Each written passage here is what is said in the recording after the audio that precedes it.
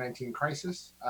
We are prepared for the eventuality of a Zoom bomb. We hope we do not receive one, but if we do, the meeting will be stopped and considered stopped at that time. No further action will be taken.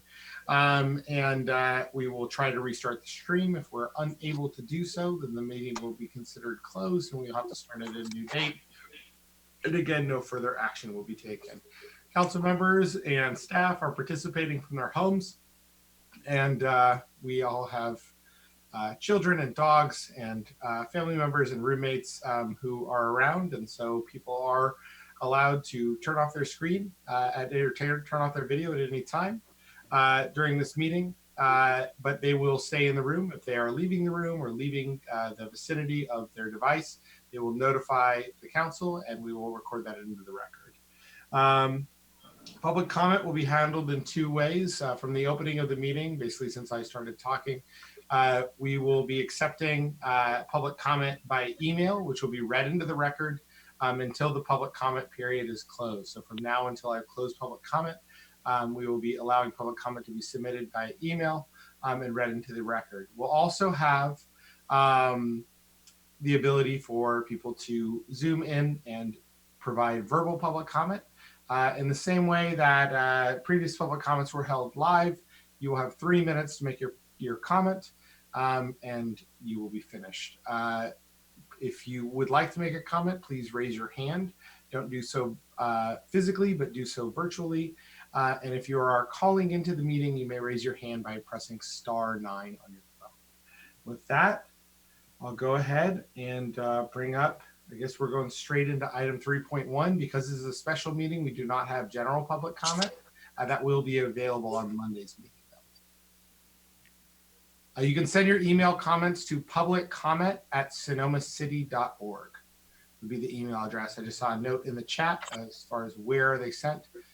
publiccomment@sonomacity.org. So we're moving on to item 3.1, hear presentations and initiate review of top 5 commercial cannabis businesses as recommended by the city manager. I'll turn it over to Kathy Capriola. Great. Thank you, Mayor Harvey, members of the council and community. I'm going to just give a brief overview of kind of how we got here and talk about the process tonight. I'll then turn it to our city attorney, Jeff Walter, who will provide a little guidance as well. And then David Storr, who has been the project manager, who will go into greater detail before we open it up. So just as a reminder, the council gave us direction to move forward with commercial cannabis and looking at two businesses, one storefront retail, one non-storefront retail. And so we went through, created both ordinance and administrative regulations. All those were put out. We opened an RFP, and through that process received 9 applications. Your purpose tonight is to hear the top 5. I do need to provide an update to council and community. There actually are 4. Mercy Wellness has pulled out of the process. And so you will hear 4 presentations tonight. In addition, there had been a total of 10. 5 were recommended. There was one that dropped out before this. And so there are 4 that were not recommended to come forward to a review for you tonight. They do have an ability to appeal. That appeal period closes tomorrow. And then we will be back on June 8th for you to hear any of the appeals and make a final decision of who you would like to move forward to for the land use decision. I'll let David Storr kind of go through the chart with you and overall process if there's any further questions. In terms of the kind of the process just for tonight, what we would recommend is after staff does a brief overview, then you're going to hear the applications, the 4 remaining applications alphabetically. So for example, Coastal Retail Sonoma will be first. They will give a 10-minute presentation. We'll then have council Q&A. And then we'll go to the second presentation, which will be Justice Grown. 10-minute presentation. I believe they all have PowerPoints. And then they will Q&A by council. We'll go to the third, which will be Lighthouse. 10 minutes Q&A by council. And the fourth will be Spark. 10-minute presentation, Q&A by council. Once Spark is done, you've done questions there, we'll then ask council if you have any general questions, maybe overall after hearing all 4 of the presentations. We'll then go to council public comment. Then go out to public comment, and then we'll come back to see if there's any additional information or anything that you want brought back for any further decision-making before your June 8th meeting. So, and with that, that's kind of the process for tonight. And again, council will not be making a decision tonight because we are still in a merit-based review process with appeals still to be determined, and if so, to be heard. So with that, I will turn it to Jeff Walter, our city attorney, and then we'll go to David Storr, our planning director. Thank you, Kathy. As Kathy has mentioned earlier, Mr. Mayor and council members, tonight's not a decision-making night. It's a night for questions. We have a appellate period that will end tomorrow. Thus, we may have additional persons who come before you on June 8th who will be seeking for the first time to provide information to you and ultimately for you to make a decision on June 8th as to which of these applicants will be going forward in the process. So tonight is not a night to indicate your predisposition, your preferences, your desires, your opinions. This is a night for questions and getting information so you can use that information in your decision-making on June 8th. Thank you. Great, and I'll shift to David Storr. And also on the phone with us in case council has any question, Dave McPherson, who has been one of the lead consultants with HDL, is also with us tonight. So I'll turn it to David Storr, Planning Director. Kathy, Mayor and council members, members of the public. This is a process that's been evolving over the last year with about 4 documents that I want to point out. And we have one on the screen right now that kind of gives an overview at a large elevation here. The documents that we have at our disposal right now, the governing documents, relate to ordinances 03/2018 and 2019 and 04/2019, which are the basic code amendments that we made last year. Other documents that we adopted in December of last year include the administrative regulations and the application procedures and guidelines. Those are the documents that the proposers have been reviewing up until this point. The chart that is on the screen right now breaks down the process from A to Z, so to speak, into 2 main phases. The first phase would be the application phase that occurred from January the 3rd until February the 21st of this year, where, as Kathy mentioned, we received 10 proposals, again, for the 1 retail and the 1 non-retail or the non-storefront cannabis business. You may recall that the council determined that they wanted to kind of take these on first and perhaps manufacturing and testing at a later time. So the 10 applications that we have are for the retail and non-retail. The applications deadline, as I said, was February 21st, at which point we then began. That was the first phase of step 1 of the first phase. We then went to the next step, which was the RFP process, where we talked about the applications, and obviously we're at step 2 now, where we just completed step 2, which was doing the interviews. The next step in the first phase is for the council to select its finalists to move on to the second phase. That's the second line tier below. There is, as Kathy mentioned and Jeff mentioned, there's an appeal process that has to occur before we go into phase 2. And that is before you on June the 8th, where if there are no appeals by 5 o'clock tomorrow night, then you would be then able to review and select your own finalists absent appeals. If there are appeals, they can be then reviewed prior to you then going on to select your finalists. The phase 2 process is where the applicants or proposers will go out and find a site. As we've noted in the staff report and in some in the conversations that we've had just recently, we've had 1 applicant proposer withdraw. 1 withdrew out of the 10 prior to getting to the interviews of the PRC, which was composed of myself, Chief Rodriguez, and Mark Bodenhammer from the Chamber. That was Harvest. After we prepared the staff report for this meeting, Mercy Wellness withdrew from that proposal, and they are one of the five. We're one of the five that we had recommended post PRC in the city manager's presentation to you tonight. So now we have 4 out of that 5 still remaining. So in theory, there could be up to 4 appeals that could join the 4 that are in this presentation tonight. So that appeal period, as I said, expires tomorrow at 5 o'clock. By June the 8th, we'll certainly know and have a staff report for your review and as we get through to your step 3 of that first phase. The staff report outlines the order of the candidates with their scores. However, we'll be doing it based on alphabetical order tonight. This pretty much concludes my comments. If there are any questions, I'll be happy to try to answer.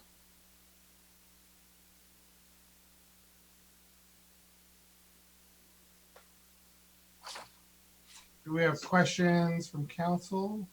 I have a question. So as of right now, there hasn't been any appeals filed? I defer to Rebecca on that. I think I would have heard, but I think the answer is no. I haven't. I have not seen anything. Okay, great. Any other questions for David Stewart? Seeing none, we'll go ahead and move on to the next piece. All right, so Mayor Harvey, we would start with Coastal, and we'll let the city clerk bring the representatives and get their PowerPoint loaded up, or having them do that. So I'll leave these technical issues to the city clerk. One thing that might be helpful to the proposers tonight is they might want to indicate if their presentations are different from those that we included in the materials that we distributed for the packet. That might help the public.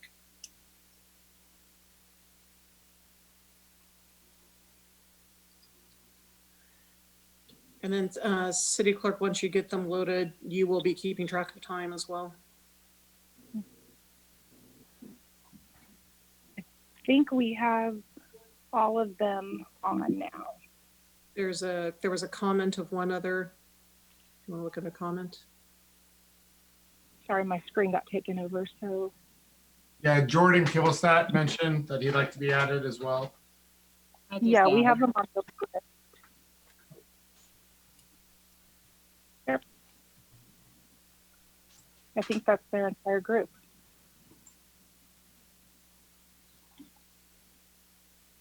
Wonderful. Would you like us to begin? Yes, and we'll keep track of the 10 minutes and welcome. Wonderful. Thank you. Thank you, Mayor Harvey, City Council, city staff, and to the broader community that's here. My name is Jordan Kibblestat. I'm the managing partner of Coastal Retail Sonoma. And I want to start by just saying we're honored to be a part of this process and looking forward to your questions today and to sharing more about our business and our ideas for the Sonoma community with all of you. As many of you know, I live in this community. My family's been here for 20 years, and I've started a number of businesses in Sonoma. I transitioned out of the one that was my primary business about 9 months ago and was looking for something new to get involved in. And I was very interested in the cannabis space. So I started looking at companies that I thought represented what was important to me: overall health, community involvement, professionalism, things that were going to demonstrate what I would want to see in a cannabis retailer here in Sonoma. I'd had the privilege of knowing Julian for about the last 4 years through Free Flow, and I got to know Coastal through that, and that's what brings us to where we are today. I think when I looked at Coastal, it was really important to me to understand what they stood for. They stand for a happy, healthy lifestyle. We're all about creating health and happiness, and Coastal had proven that they could integrate into small wine communities, which was really important to me because we are a tight-knit community here in Sonoma. When I looked at their history and their record, the number of transactions, their compliance record, their community engagement, everything aligned with what I would expect. So I was honored when they asked me as well to be a part of this process. And together, we are looking forward to telling you more about what we've done. So with that, I'm going to introduce Julian, the CEO of Coastal, and my partner and friend, to tell you more about the history of the company. Yes, thank you, everybody, for joining us tonight. We're really excited to be here and share a little bit more about us. My name is Julian Michalowski. I'm the CEO of Coastal Dispensary. I'm proud to have the opportunity to interview with all of you. I'm also proud to introduce our team.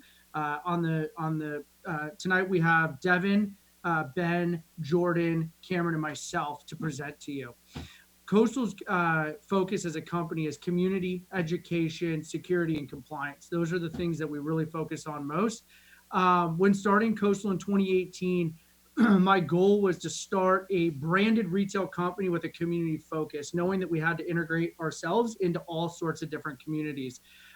We chose Sonoma because of the similarities to the Central Coast and Santa Barbara and San Luis Obispo and other areas in which we have licenses.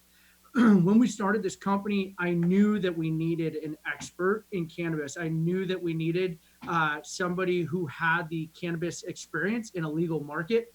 We reached out through an attorney of ours to Josh Ginsburg, who's the founder of Native Roots. Josh Ginsburg partnered with us on building this strategy. We used his past experience to navigate the legal cannabis market in California. And for the past 2.5 years, I'm excited to say that we've integrated ourselves with several communities up and down the coast. We have a perfect compliance record, and we're really excited to join your community in Sonoma. So with that, I'm going to have Cameron talk a little bit about himself and our operations as a company. Thanks, Julian. Thank you to the City Council for allowing us to present. My name is Cameron Garabiklu, and I'm General Counsel for the Coastal Companies. I work alongside Ben Condren, who you're going to hear from shortly, who is our Director of Compliance. So at Coastal, we take safety and security as a very important aspect of who we are. It's evidenced through hundreds of thousands of individualized transactions in which we've been able to maintain a perfect compliance record. And I wanted to explain to the council how we do that. First and foremost, it's a function of our comprehensive and consistent training programs for our employees. In those programs, we highlight safety protocols such as workplace safety, emergency response protocols, and things all the way down to fire prevention and suppression techniques. In our new world of COVID, as an essential business, we've really built a COVID compliance protocol from the ground up here at the company. It ensures that our staff have the appropriate personal protective equipment and that our stores are sanitized on the hour, every hour, such that our customers can be assured that they're having a safe shopping experience. Now, of course, we engage in the state required minimums when it comes to security, such as maintaining comprehensive visitor logs, installation of professionally monitored alarm systems, and ensuring that our inventory is entered into California's track and trace system known as metrics. But we go beyond that, and we go the extra mile when it comes to security. It can be evidenced in a few ways. I wanted to highlight that we have RFID security access control throughout our facilities. And in addition to on-site physical security guards, we have a centrally located 24-hour monitored video surveillance center. Now that center has full access to all of our cameras at all of our facilities and serves as a direct line of communication with the local police department, something that we're very proud of, which allows the local police department to patch in, call us directly, and find out what's going on inside the store at any given time. So now I'm going to pass it off to Ben Condren, who will speak quickly about our air quality plan. Thank you, Cameron. As Cameron just said, my name is Ben Condren, and I'm Coastal's Director of Licensing and Compliance. In our experience, we understand that cannabis odors can be a concern for the community. So in order to effectively mitigate odors, we completely revamped the HVAC systems in place at our retail facilities by installing state-of-the-art air scrubbing mechanisms, including HEPA filters, as well as activated charcoal filters. As a result, we've had 0 complaints from any of our neighbors regarding our facilities. Our aim is always to have an approachable, safe, and inviting storefront that Sonoma and its residents can be proud of. And to speak more on Coastal's community engagement, I'd like to pass it back to Jordan. Thanks, Ben. Appreciate that. One of the things that got me really excited when I engaged with Coastal was that we could come together and do something truly impactful to the Sonoma community. I've served on a number of not-for-profit boards here in Sonoma, and there's a lot that we can do. So we made a pledge together to put $1 million back into the Sonoma community in the first 5 years in business. And what was great is the team said, Jordan, you live in that community. Can you help us create an advisory council and then dictate where those funds go? So we earmarked 4 priorities to invest those funds. That's early childhood education, food security, homelessness, and fire prevention. And we'll talk about our advisory council in a minute, but together with Coastal's commitment to team building, we are going to make a really big impact in the Sonoma community. And obviously, to do that, we need to have a great team. And to tell you more about our team, I'd like to hand it back to Devin. Great. Thank you, Jordan. My name is Devin Wardlow, and I'm the Director of Public Affairs at Coastal. It's great to see you all again today. Community engagement is core to our values and our success. We have created Coastal Cares, our employee community service program, to ensure that we are giving back to our community in a reliable and meaningful way. At Coastal, each team member participates in Coastal Cares, averaging to over 50 hours of community service per month. Coastal Cares is really our way of keeping a pulse on the community and ensuring that our efforts are reflective of the community's needs. Amid COVID-19, our Coastal Cares program has already jumped into action. Coastal has proactively partnered with Sonoma Overnight Support to provide 750 free meals to Sonoma's homeless population. Additionally, we are very excited to announce that Coastal Cares is working with the Sonoma Business Reopening Committee to provide over 500 free hand sanitizing stations to local businesses. All of Coastal's community engagement efforts are overseen and created with the guidance from our local advisory council, as Jordan mentioned. We are thrilled to work with such prominent leaders of the Sonoma community to ensure that our community benefits plan is successfully implemented. I'll turn it back over to Jordan for some more details on our fabulous advisory council. Thank you, Devin. This was really fun for me, was to go out to the community and talk to people in both the not-for-profit and for-profit sectors. And as Devin said, getting a pulse on the community and ensuring that our engagement, cannabis is going to be new as a legal entity for retail here in Sonoma. And we as a group want to make sure that the community is getting what they want. Feedback is coming clearly to us. We are directly engaged. One of the things important to me is these are all prominent people in the community. Most people know them, they know me, they can reach out to us directly. We want feedback and we want to ensure that we can get a lot done. So with that, I want to talk about our team in a little more detail. Devin, do you mind? Sure. So at Coastal, our team is what makes us successful. Coastal is committed to providing high-paying jobs with opportunities for professional development and mentorship.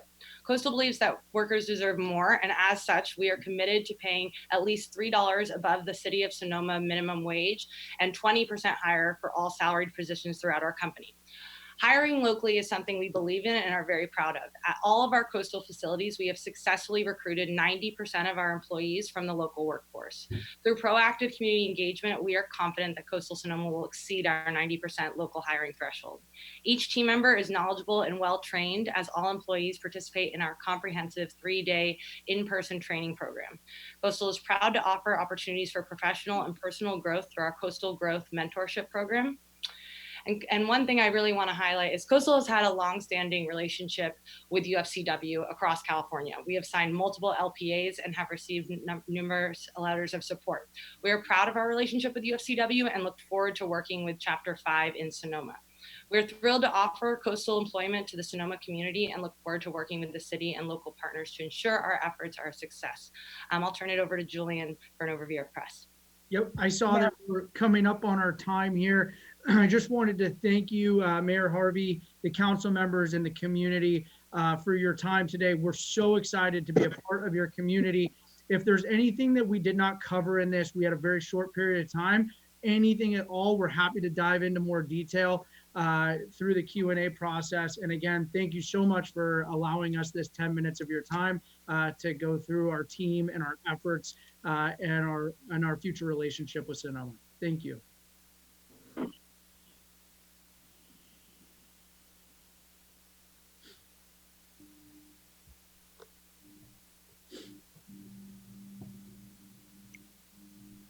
All right, thank you very much. I appreciate the presentation and very informative and fascinating. Do we have council member questions? I have a question. Could we go to the gallery view of the people so I can see everybody, or do we want to keep this screen up? They have to stop. There we go. So what I want to know about what is your intended brand identity and who are your targeted customers? So what I'll do is I'll kind of pass the ball back and forth to some of the teammates. Our brand identity is happy, healthy lifestyle. We really focus on community and the employees at our shops, and our demographic that comes to the stores would actually be shocking to most. We see people all the way from 18-year-old medical patients to 21 rec patients, all the way to people in their 80s and 90s. I mean, we really see a huge variety of people come through our store. So when you come through our store, you're going to see a number of ways to be able to shop.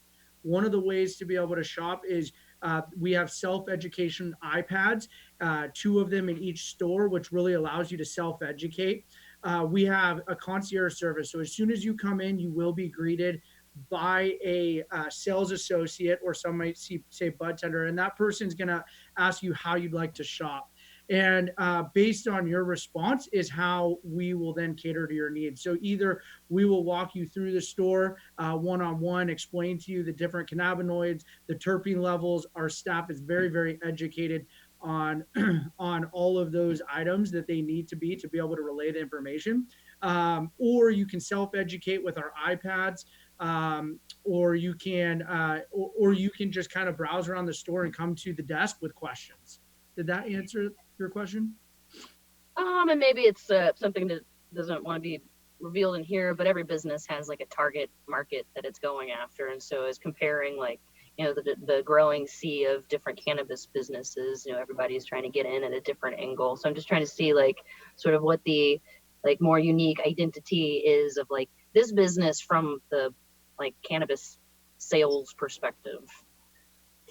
Yeah, I'd love to just jump in a little bit.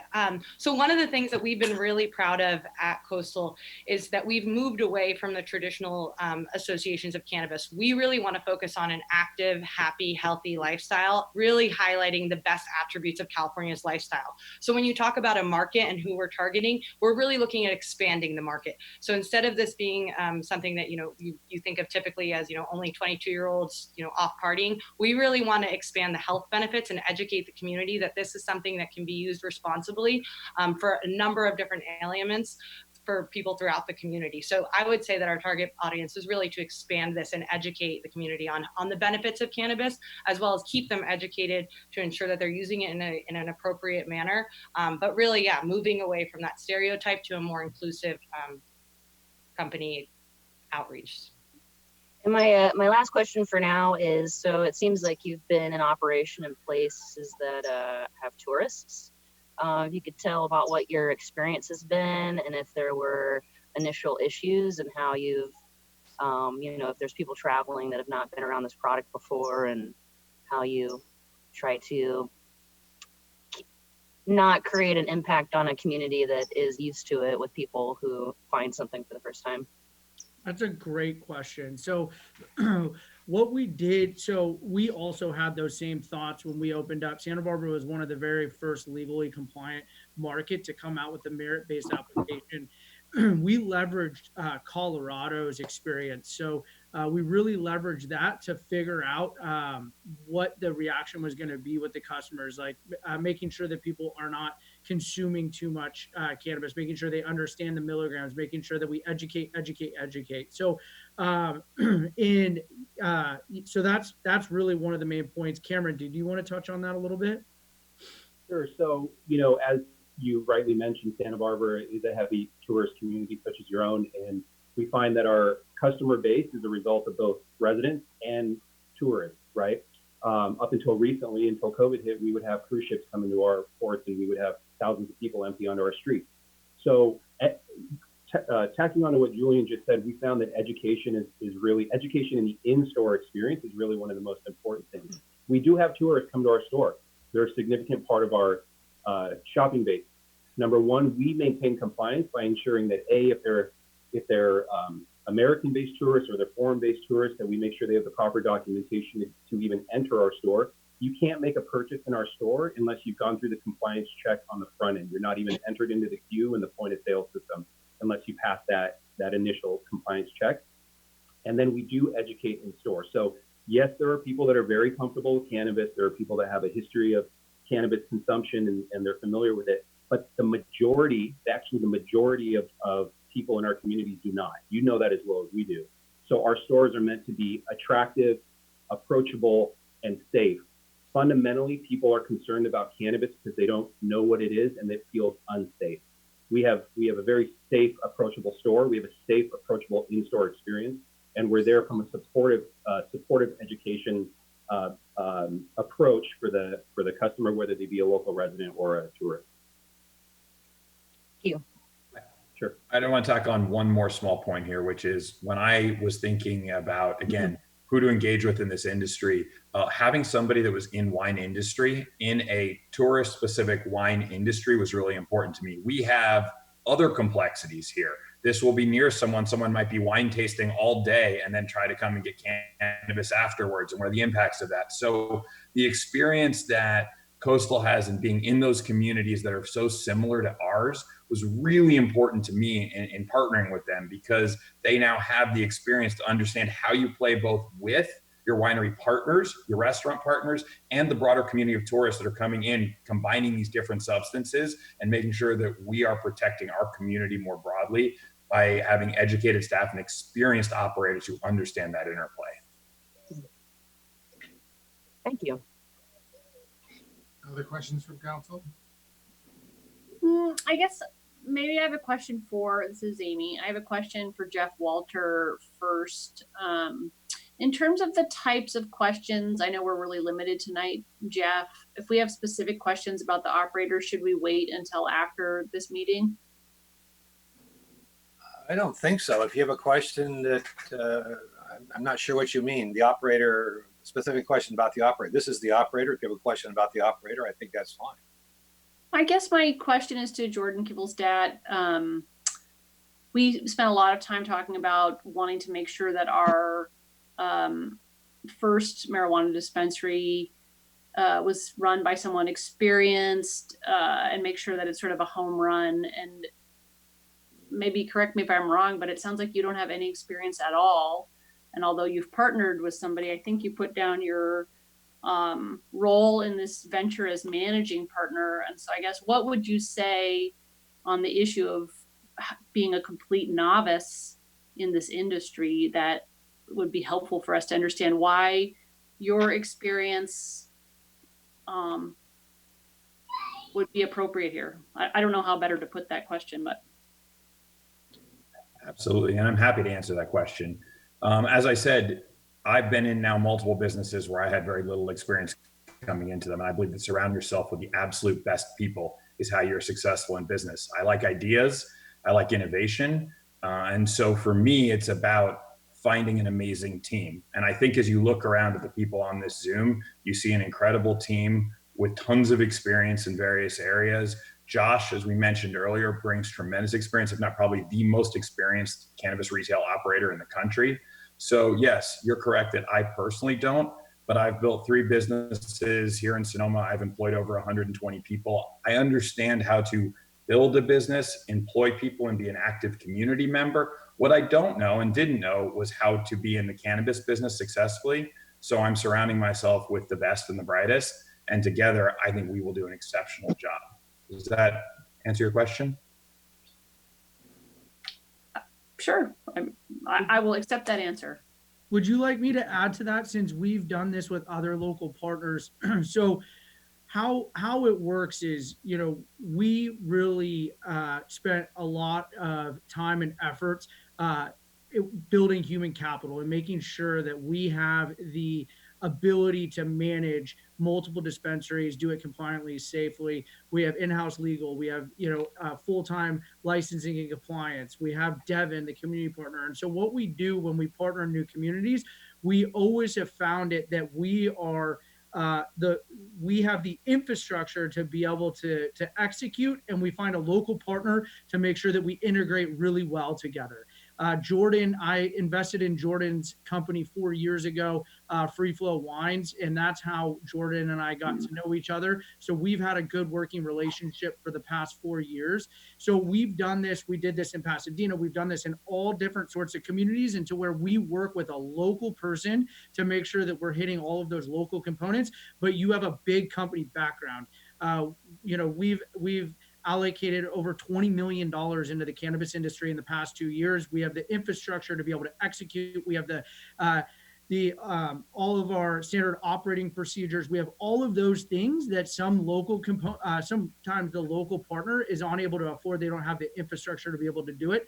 So we always find it best that we find a local partner to partner with. And we were so lucky to have Jordan here, and the fact that I had invested with him. I watched him execute on Free Flow Wines, that we were able to that we did find what I feel the best local partner we could have found. But this is a very, very common structure in cannabis because it is new, and because communities want to make sure that we do engage with them, that we are really hyper local. In Santa Barbara, we have Kenny Loggins on our team as our local partner. So we always do that as our local community charity ambassador.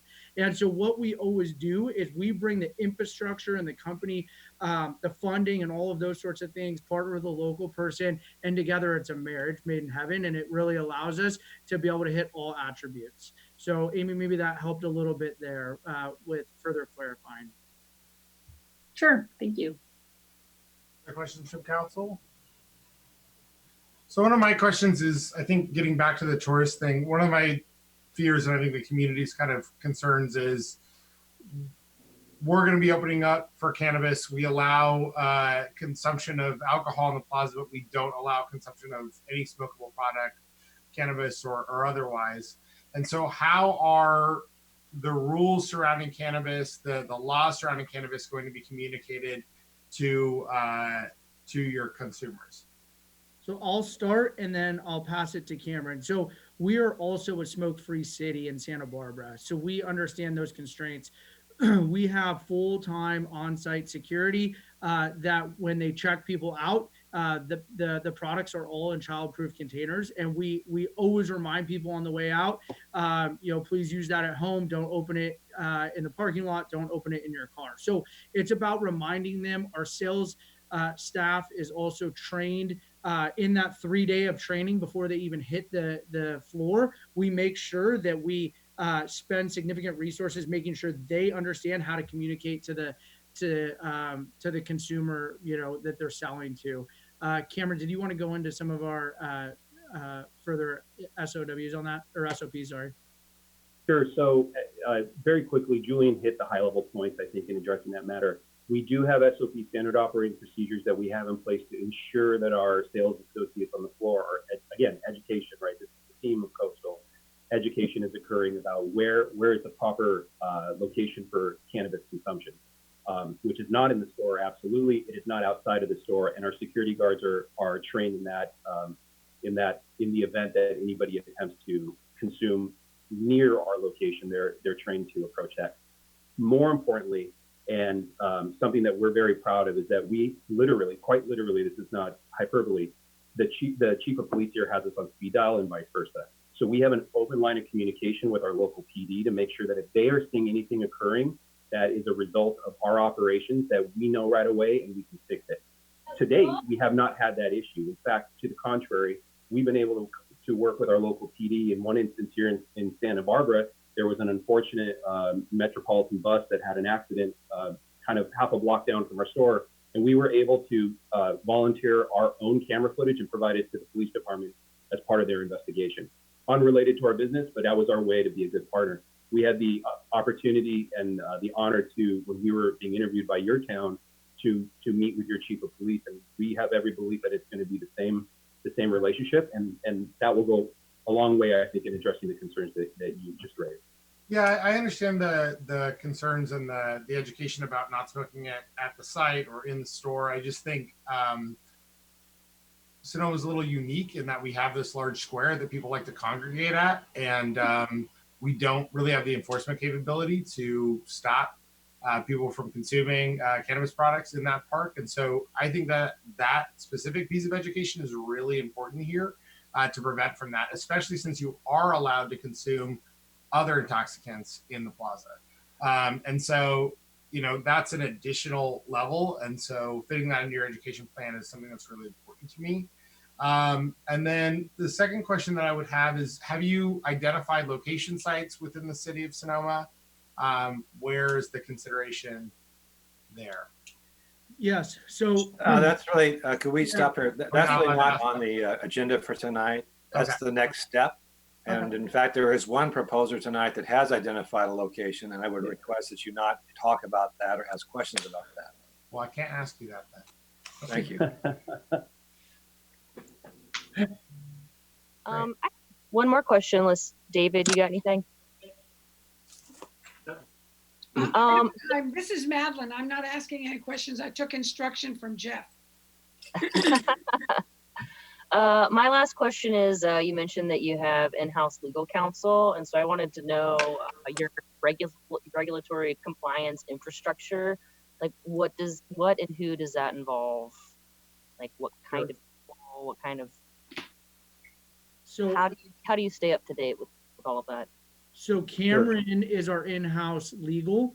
So he's our attorney. So I'll let him talk. And then Ben is our in-house full-time licensing and compliance. So why don't you guys give that a stab? Sure. So I'd be happy to address that. So I come from over a decade of experience in private practice, both in business compliance matters as well as employee representation in the workplace. So taking care of our employees from an employment perspective is a matter that's near and dear to my heart. And then business compliance, obviously in this heavily regulated industry, is very important. So Ben Condren, who's also on here, and I work intimately together every day in reviewing the compliance procedures and staying up to date on what is really an ever-changing regulatory framework that the state of California and local municipalities are working through. So that includes memberships in various organizations in which we can be sure that we understand where the laws are headed, where the regulatory scheme is going. We also put our own input into that to make sure that you get the very best A+ operators in the market, because what we know, and what I'm sure you know, is that if we allow C-level, D-level, F-level operators in the market, it taints the entire industry. So we try to do the best we can in raising that bar by staying compliant and staying on top of those regulatory schemes. Ben runs our compliance department, which includes weekly checks at all of our facilities. We, of course, are under the scheme of third-party HDL and or state of California inspections. We have, to date, we're perfectly in compliance and not had any issues, and we continue to be active in those roles. And just to add on to that, if you don't mind, as Cameron mentioned, and as Julian mentioned, I'm the Director of Licensing and Compliance for Coastal. Cameron mentioned I conduct weekly inspections at all of our facilities. Of course, in Sonoma, that will be no different. We really go above and beyond to ensure that we empower our general managers, our assistant managers, all the way down to our sales associates to cultivate a atmosphere of compliance throughout our business. You know, I'm in daily communication with the Bureau of Cannabis Control, whether it be renewing licenses or questions for clarification. They're generally quite responsive. Likewise, same on the city level, constantly in communication with our local representatives and police department. And it makes for efficient, seamless business. I'd like to add one more element that we touched on briefly in the presentation, which is the compliant banking. One of the things that really attracted me in this partnership was compliant banking. So as you may know, or many of you are aware, this has traditionally been a cash-heavy business. And tracking that cash is a challenge, and ensuring compliance is a challenge. Coastal works with one of the only compliant banks. So we have money picked up twice a week from the stores. It is taken to the Federal Reserve. It's deposited. We pay all of our vendors with checks. There's no cash transactions. And those audit requirements by the lender or by our bank are more stringent than any of the other regulations. So it just provides another level of audit to ensure that we're compliant, both from the regulatory and licensing perspective, but also from the cash handling perspective. Because at the end of the day, we want to be as transparent as we can be with the way we operate our business. And I actually have just one more question. Do you have any protocols in place to ensure a diverse workforce? Cameron. Yeah, sure. Absolutely. Yeah. So we do a couple things. Number one is we strive to obviously hire as locally as possible, as much as we can.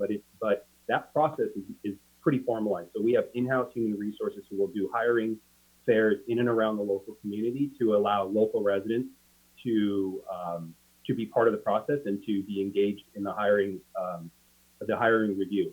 As I said, I come from one of the areas that I come from is employment protection from a legal perspective, and so I understand the dynamics of gender inequality, race inequality that occur throughout all of our communities.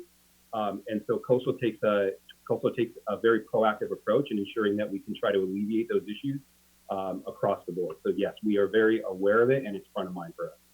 And one thing to note on that topic is that we do in every community that we work in, we really rely on local partners to ensure that we're doing what's best for the community. So in terms of hiring and our plans for how we're going to engage the workforce, we will host a number of Coastal meetings where we'll do an overview of what employment looks like and how to be qualified to work with us. And one aspect of that is really working with local partners throughout the community. So we definitely will work with our advisory council, like Herman Hernandez, who runs Los Cien, who has a long-standing relationship in the Sonoma Valley and has provided me a lot of insights of how we would go about specifically doing our recruitment and to ensure that we're really working with all aspects of the Sonoma Valley and making sure that we're hiring diversely as well. So that's something that we have talked about and that we definitely will take note of while we go through this process. It is outlined in our application, and I appreciate that question.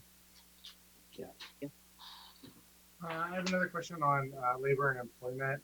So I'm seeing $3 extra over the city's minimum wage. Are there additional benefits as far as sick days or vacation days that are provided for employees? Absolutely, I'd be happy to take that. We have a full benefits package at Coastal. We have paid time off. We have sick days. We allow our employees to enter educational opportunities in which Coastal will pay for those opportunities to allow our employees to continue to gain education in the process. We have healthcare for our employees. We have accident insurance coverage. Yes, we offer a wide array of benefits plans, and all of our employees fall into those pools. It's something that's, again, near and dear to my heart. And in addition to that, we have a number of benefits that are outside of the traditional benefits, such as GED reimbursement. If an employee has not received their GED and they're really passionate about doing that, we are happy to reimburse them for that. Another piece is if an employee is interested in pursuing community college, we will reimburse up to 12 credits of scholastic endeavors. Another benefit that we offer is our Coastal Growth Program. So I mentioned that briefly, is our mentorship program where folks that are working in the store, maybe as a bud tender or something, but may be interested in a different aspect of the company, say accounting or or public affairs or just any other type of interest of theirs, they're allowed to propose their ideas to their manager and then work with the corporate team to take on additional responsibilities with additional pay to expand their horizons and kind of understanding of where they may want to grow within the cannabis industry or within Coastal. And I think that's something that's really important because, with cannabis being legal, I think a lot of young people are like, oh, wow, cannabis, but what does that really mean? And I think working in a corporate structure like what we have here at Coastal is a great exposure, especially for, bud tenders 21, 22, right out of college, to really see that this is a legitimate business that requires legal, compliance, public affairs. And so that's something that we've been really proud of and are excited to continue on in Sonoma. And not to put it too fine of a point, but I'm very proud of this. I want to say we offer disability, life insurance, and EAP, employee assistance programs for counseling or other personal needs that those employees may need. Great. All right, if there's no other questions from council, I appreciate your time. Thank you very much for joining us, Coastal. And thank you. A number of other presentations to go Thank to. you. Thank you, everyone. Thank you so all. much. Thank you very Thank much. Thank you very much. I guess I'll turn it back over to Kathy. Great, thank you, Mayor Harvey. So our next applicant proposer, so let me look back my pages, will be Justice Grown. And so I should if probably be removing the folks from Coastal from the chat, from this side of it. I think Rebecca. Yeah, so on it. Rebecca will be, I'm working on it now. It's saying that it may actually remove them completely. So that's what I'm doing that now. So. Okay. We can always jump back in on the Zoom if that happens. I hope it doesn't, but thank you for your time. I appreciate it.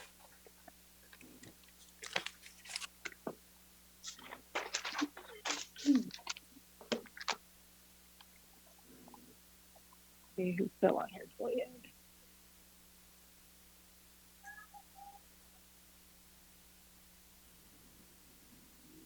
Is that all of them? I think that's it.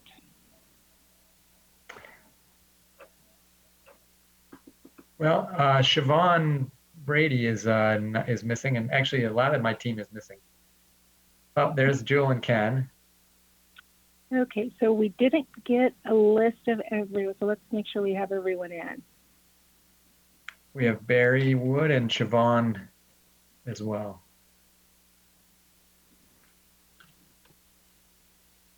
They both have their hands raised. They're at the top. Yep.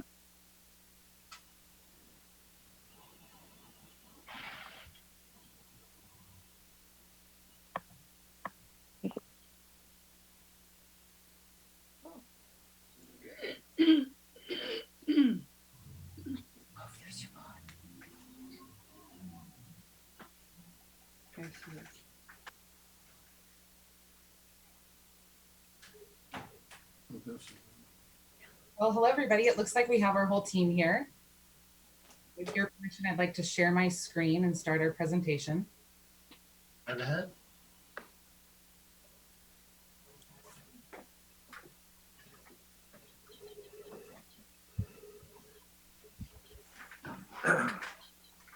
Okay, can you folks all see my screen? Nope. How about now? Yes. Yeah. That's perfect. There it is. Great. Presentation mode and my volume is okay? Fine. Okay, great. Well, good evening, Mayor Harvey, Vice Mayor Hunley, esteemed members, and my fellow industry peers. My name is Siobhan Brady, and I'm delighted to welcome you all.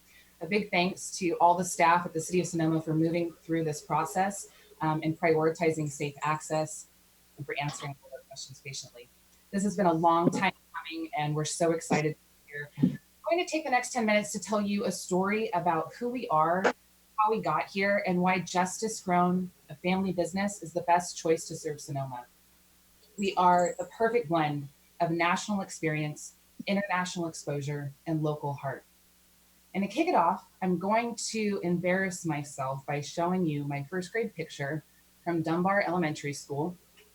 I'm there in the polka dot sailor shirt on the top left, one of my favorites back then. And the beloved Dunbar dog is in the bottom left-hand corner, if you can see him there. And believe it or not, Dunbar was still alive when I was in first grade.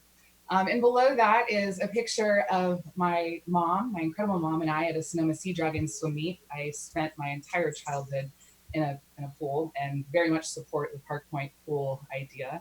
And I've also featured my high school diploma from Sonoma Valley High School and offer all of this to you as proof that I am a real local. I first heard about this social justice cannabis company started by civil rights defenders back in 2017. And I felt like it was almost too good to be true. A cannabis company that actually walked the talk. And after I did some research, meeting John Libby, the founder, and learning about the family business that runs Justice Grown, I was more than eager to team. And so I did back in 2017. And here you can see our staff at our farm in Bennett Valley, our organic farm, where we're pursuing our appellation certificate with Cal Cannabis, our production facility in Santa Rosa, where we distribute, manufacture our high quality organic cannabis goods, and our retail location in Santa Rosa, which is slated to open in September. To date, our business has contributed close to $500,000 in taxes since licensure. My roots run deep in the Sonoma Valley as a third generation resident, and I'm really grateful to have grown up in the shadow of Ken and Jewel and to now be collaborating with them on their life's work. Most of you probably already know my colleagues, Ken Brown and Jewel Matheson, and for those of you who don't, allow me to tell you a little bit about them. Jewel is the founding board member of Sonoma Patient Group, Sonoma's oldest operating dispensary.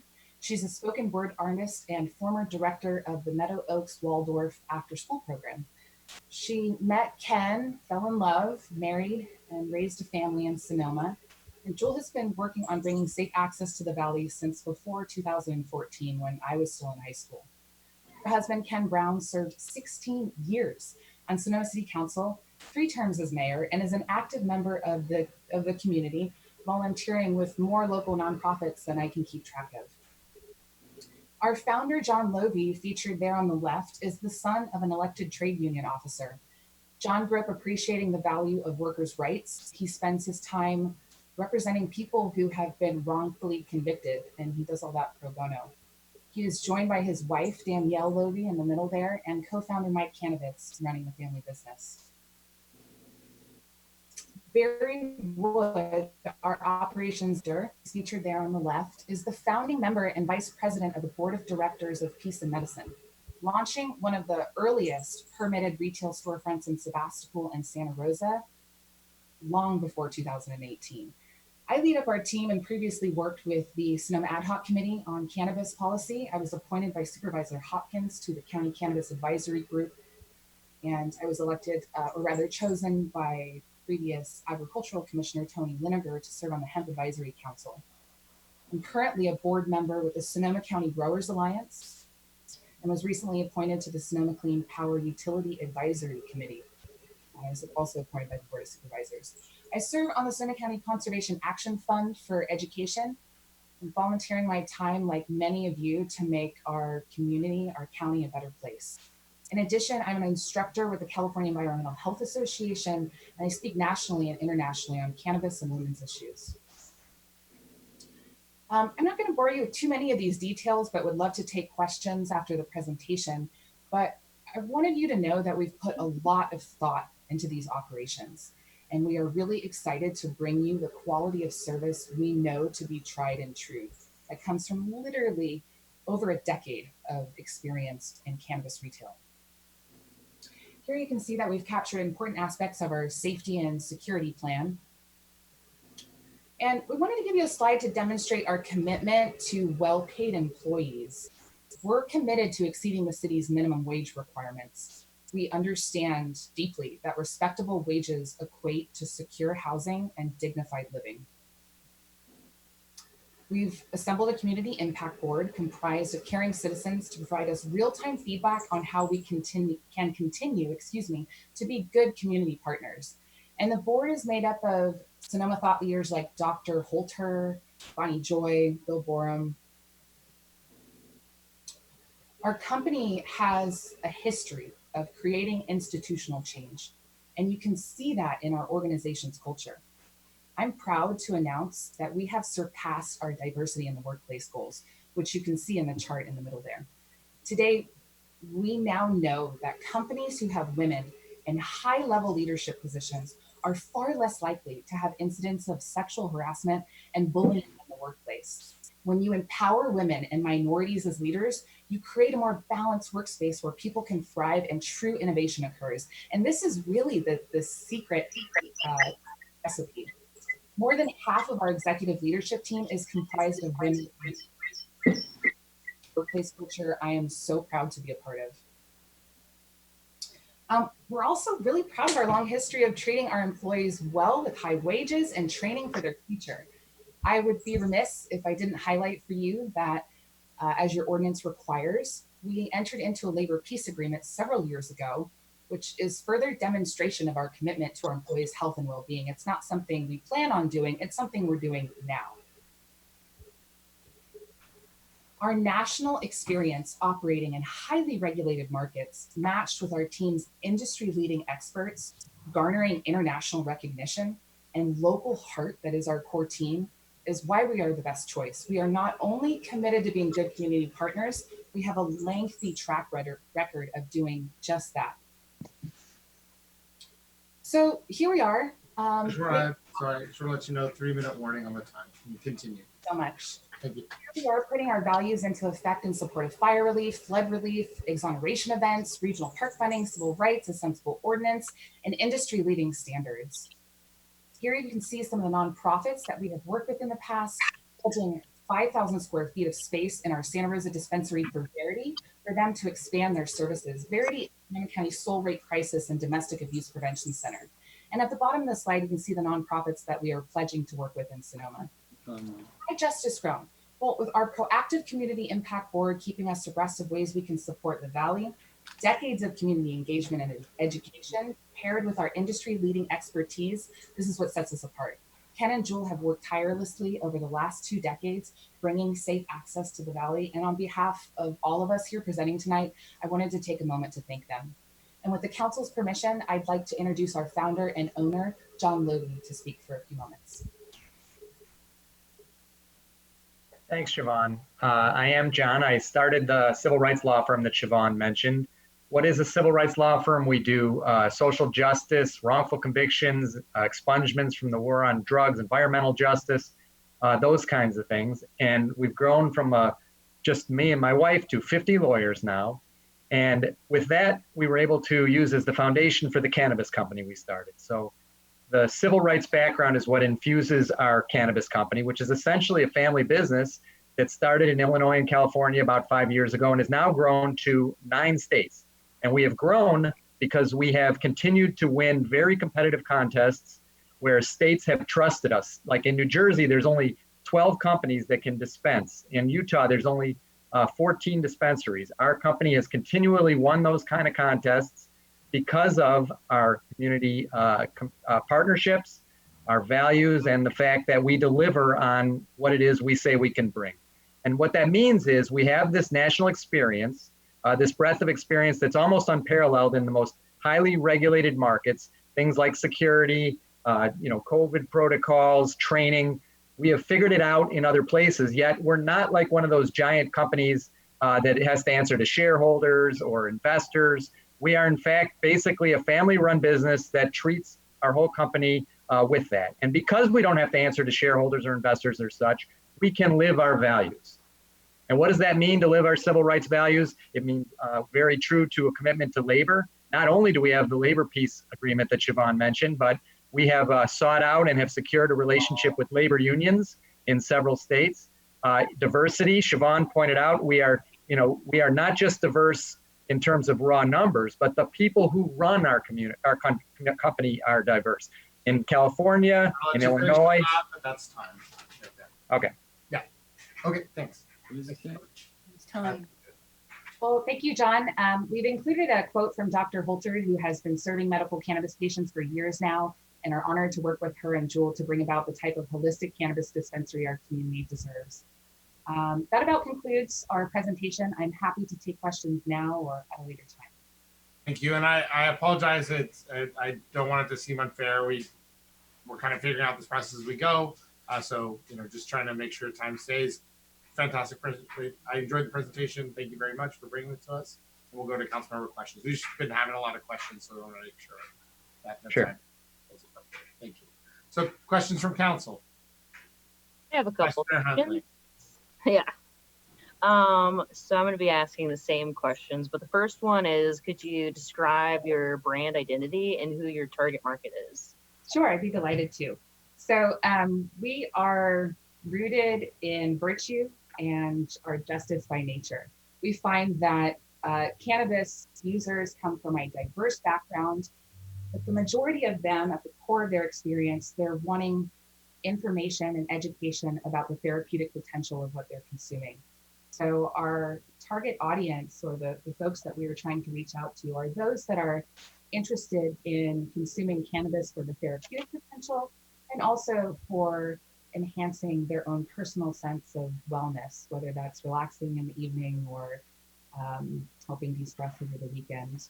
So the demographic that we're shooting for by Senator Henry is over 21, younger than 65, although we have recognized, Barry can speak to this at length, that a lot of our patient members, particularly that piece of medicine, were much more mature than we had originally planned on, not recognizing the therapeutic relief these folks were seeking.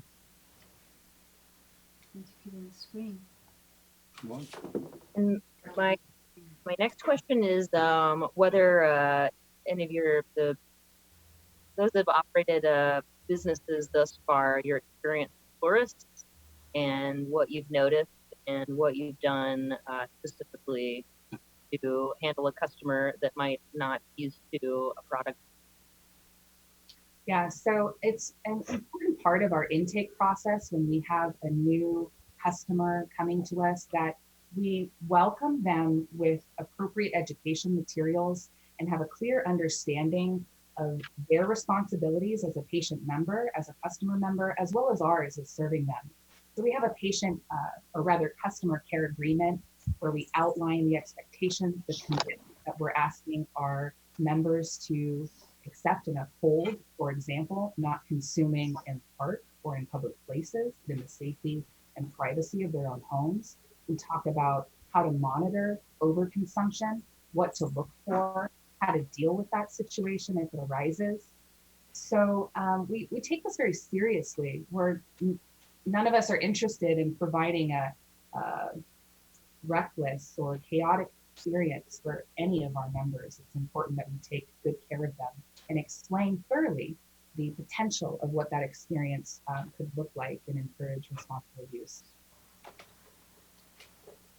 Yes, one of the things that, especially with people new to cannabis, they want to experience edibles. So we definitely focus on the education of that edibles can be a lot more powerful than smoking. And that also is not appropriate in public, just as smoking. So educating new patients, new clients is key. One, so that they don't overdo it and have a bad experience, but also they learn how to properly consume cannabis and not do it, overdo it. Thank you. Other questions? Rachel, just go through your. All right, I was gonna not take up all the space at the beginning. Next, could you describe your process for regulatory compliance and where you're getting your advice from and how you're staying up to date? Sure, yeah, I appreciate the opportunity to answer that question. So I've been active in cannabis policymaking both locally and in Sacramento and Washington since 2011, as well as my colleagues, Joel Matheson and Barry Wood. So we've been at the table with regulators and local and state leaders crafting these policies and regulations. So we've been a part of the process since the beginning, which allows us to be quite familiar with what the expectations are. I am the Vice President of Regulatory Affairs and Compliance for Justice Grown, as well as the Executive Vice President. So my work with Tabitha Chavez at the Bureau of Cannabis Control, CDPH, CDFA, Sonoma County Agricultural Commissioner's Office is very important. And it's I take it so seriously that you can contact any one of these folks and they will tell you that we are model operators. It's why we continue to be asked to provide tours to these officials. And it's why we continue to be invited to speak at regulatory conferences, educational events, and industry events. So we pride ourselves on being at the front of cannabis policymaking and responsible advocates for communicating when the policies are when the regulations could be more sensible or effective. Barry Wood has an incredible reputation in the industry for creating a dispensary model that was transparent before that was a requirement. Same with Joel Matheson. These are leaders that have proven themselves to be responsible within the industry and within the community because they've consistently done the right thing, not because they legally have to, because it's been their nature. Yeah, Siobhan, I definitely want to add that we're both, Jewel and myself, are very proud of the model that we worked on and developed over a decade ago at our previous dispensary projects. And that it's become the national model now for both medical and recreational cannabis dispensaries across the nation, and now even going internationally with the models that we developed over 10 years ago. And my last question, so your slides show that you have a very diverse workforce, but how do you achieve that? Siobhan, can I start with that one? Sure. You know, that is an important value of our company, as I mentioned. In cannabis, it tends to be that women and some minorities tend to get sort of pigeonholed for roles in cannabis companies, whether it's communications or such. At our company, not really intentionally trying, just by hiring the best person and the right person for the job. As it turned out, we are run, and not just employed, but run by a lot of women and minorities. In California, obviously, Siobhan's in charge. In Illinois, our head operator is a female. In Pennsylvania, also a woman. New Jersey, it's an African-American man. And in Michigan now, it's an African-American woman.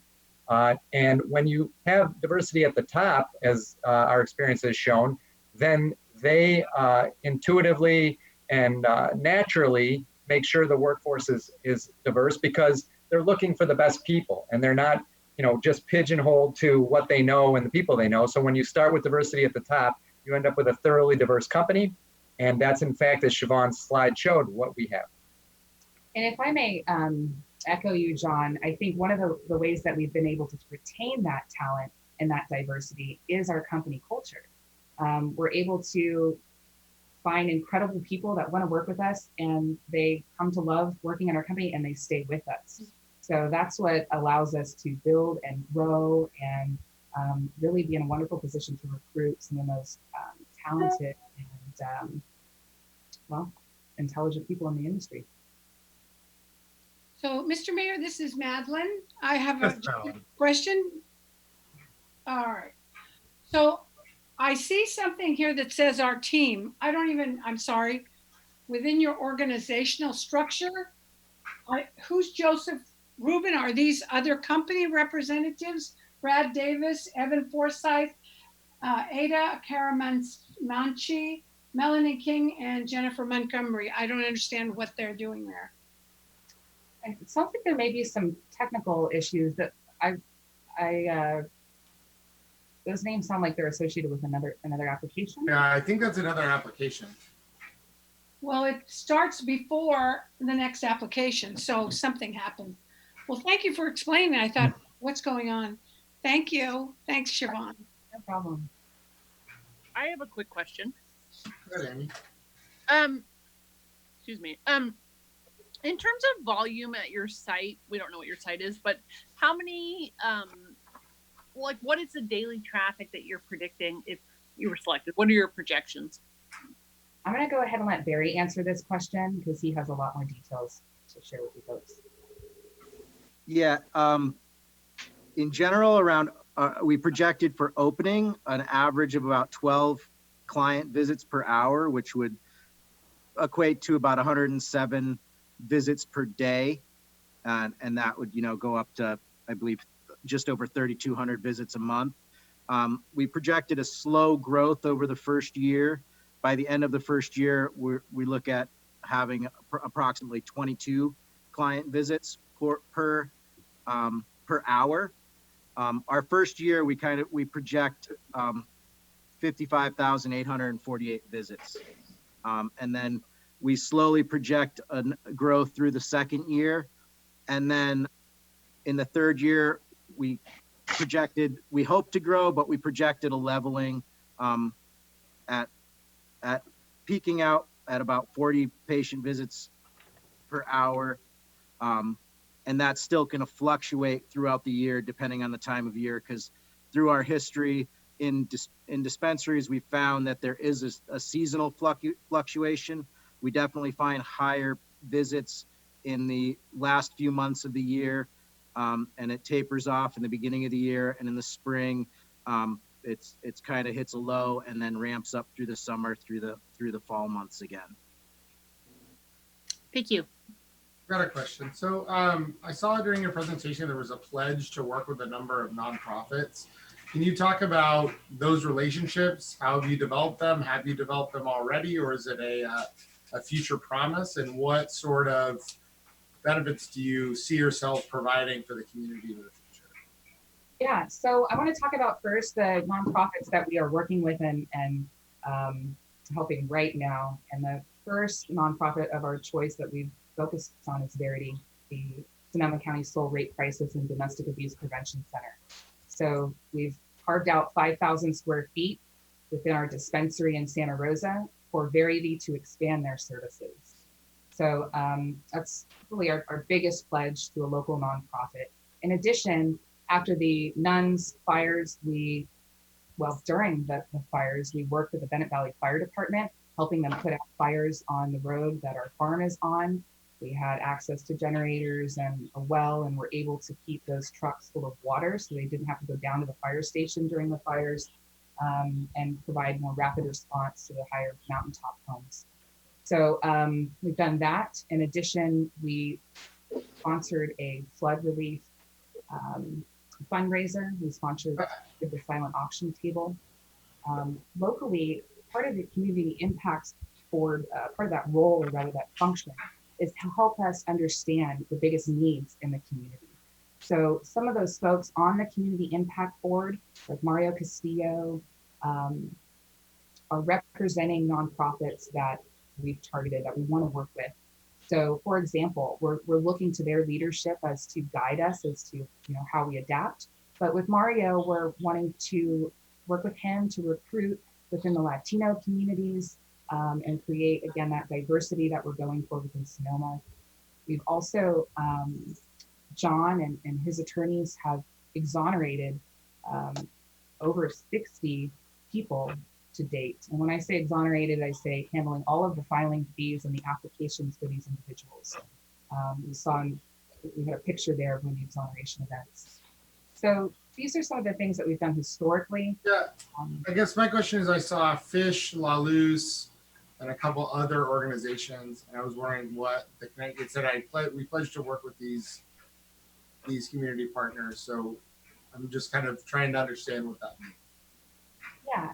So with Fish, working with Jewel is our community outreach coordinator. We understand that they have a couple of asks that they would like our help with. And so we've decided that we're not committing a specific, a finite pledge, but rather ongoing work with these groups to adapt to real-time needs, whether that's a COVID support or fire relief support, or helping with distribution of meals. We've discussed all of these things at night. And in addition, I think John has some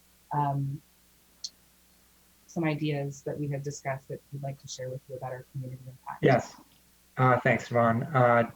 I wanted to emphasize that we are talking about a serious financial commitment, and we understand Sonoma is not, giving out this license to the highest bidder and having like an auction on who's going to donate the most money, et cetera. But what we did do to try to make your decision easy and to pick us as the ones you should pick is we said we will match any community financial benefit offer that any company made. So nobody is going to be more generous than us in terms of giving back to the Sonoma community. And we heard a very generous pledge from the last group. So the ongoing projects that Siobhan and Jewel obviously has deep connections are going to be well funded because we are going to do that. But we also bring one more community benefit that's a little bit unique. As they mentioned, I am a lawyer. We have a law firm. We litigate government affairs and regulatory issues a lot. And what we've pledged to try to be special and differentiate ourselves is we have offered our law firm services pro bono, free of charge to the Sonoma in whatever capacity they want to use us to defend the city against the threat posed by the referendum, because I think all of us agree that it would change the character of Sonoma deeply if there was a dispensary on every corner, and that there's going to be a lot of legal work required to defend against that threat. And our law firm has pledged for free to represent Sonoma until the end of that fight. And if we were chosen, obviously, we'd be very incentivized to win it. So that is an additional community benefit that we offer that will save Sonoma money on legal fees. All right, thank you. I appreciate it. Additional questions from council? Great. We'll go on. Thank you very much, Justice Drone. I appreciate your time and your presentation and all the work you've been doing. And thank you very much for coming up and presenting to us. And we'll move on to the next one. Thank you. Thank you. Appreciate it. Thank you. Thank you very much. Thank you. While we do the switcheroo, can we take a 3-minute break? Yep.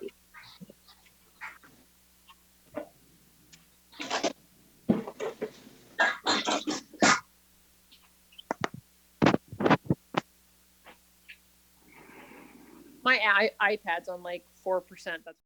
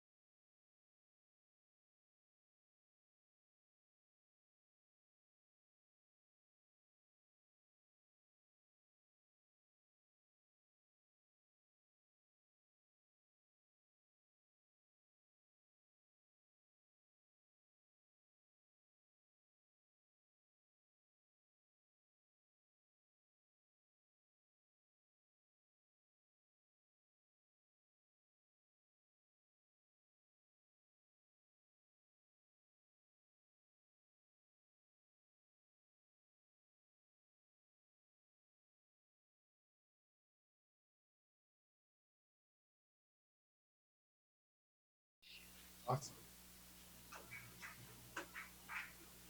Oh, what happened here?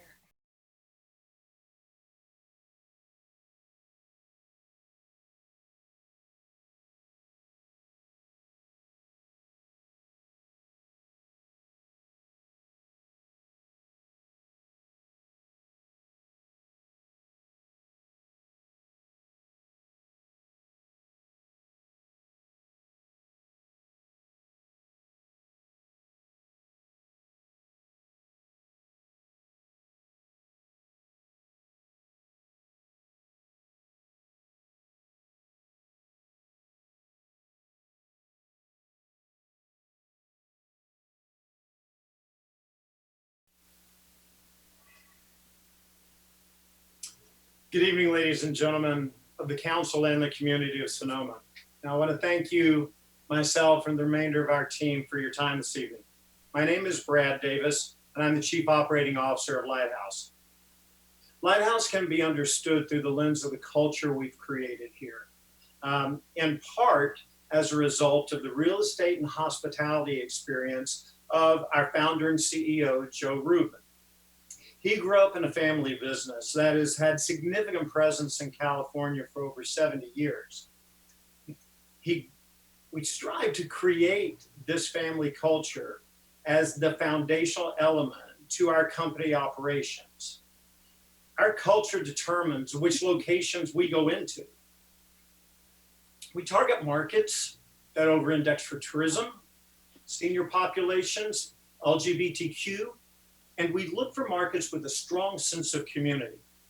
This impacts how we conduct our business and how we address our business needs. We embody a culture of compliance and of education. This education is ongoing, y'all, with our customers on a daily basis, and with programs such as our Hotel Concierge Education Program that we've initiated here in Palm Springs. Currently, we're making the move to digitally based brand education programs for our consultants, whom other people call bud tenders. And we will continue this as part of our new store initiatives as we move into our prospective locations, not only in Sonoma, but in San Francisco and in Santa Barbara County. Lighthouse has a goal of building a warm, inviting, comfortable environment for both our employees and our customers. Just as I assume each of you try to build the same type environment for your families at your homes. Additionally, at Lighthouse, we have a culture of collaboration with our staff. For example, they have input in our product curation, helping determine which brands that we carry.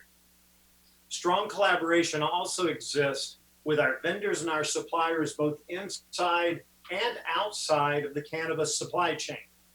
Brands such as Care by Design, whom we just last Friday conducted a joint Zoom educational webinar to a group of seniors with the average age of almost 80 years old at a senior center in La Quinta, California.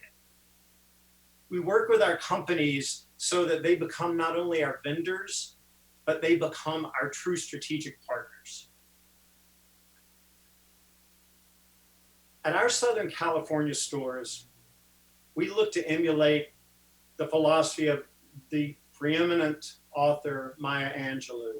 And to paraphrase her, people will forget what you said, but they will not forget how you made them feel. Our leadership team brings seasoned professionals from hospitality, real estate, food and beverage, and media industries. We come from startups and Fortune 50 companies. We have over 30 years of cumulative experience in highly regulated industries and 20 plus years experience in the cannabis industry, both at the medical as well as recreational level. We intend to bring the experiences that we've had in the Coachella Valley and build another unique environment in Sonoma, supporting the city, its community, and its special events with a Sonoma-based, locally managed store. Now, when you come to Sonoma, it's a really personal experience. I'm sure everyone on this call remembers their first wine tasting at a Sonoma vineyard, whether you're a local or a tourist. I know I do.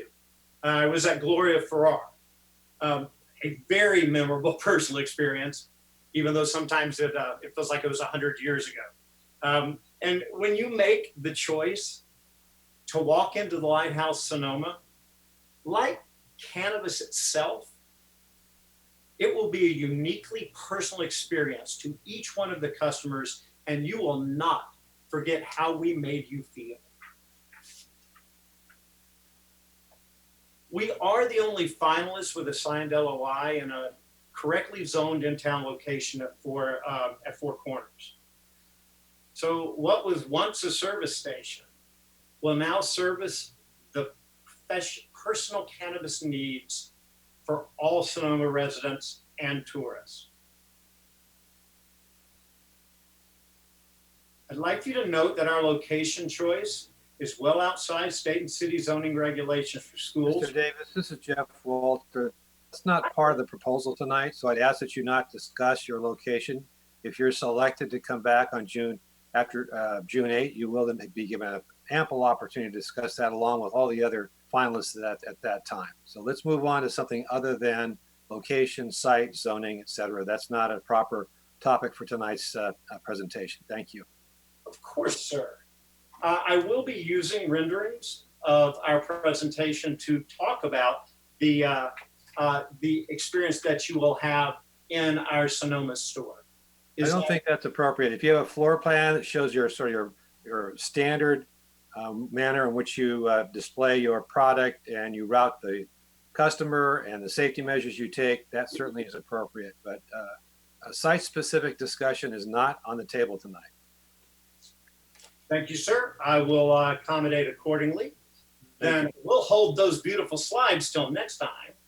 And but if you will allow me to walk through what we are going to do in Sonoma, because it is important for you to realize that we're going to incorporate the town's both indoor and outdoor aesthetic with that is going to enhance the Sonoma lifestyle experience. Whether you're a tourist or a lifelong resident, Lighthouse will help you live brighter. Two things to keep in mind. When you check in, you don't check in to a waiting room. You check in at a customer service desk with a valid ID, verifying your identity and age, and noting whether you are a new or a returning customer.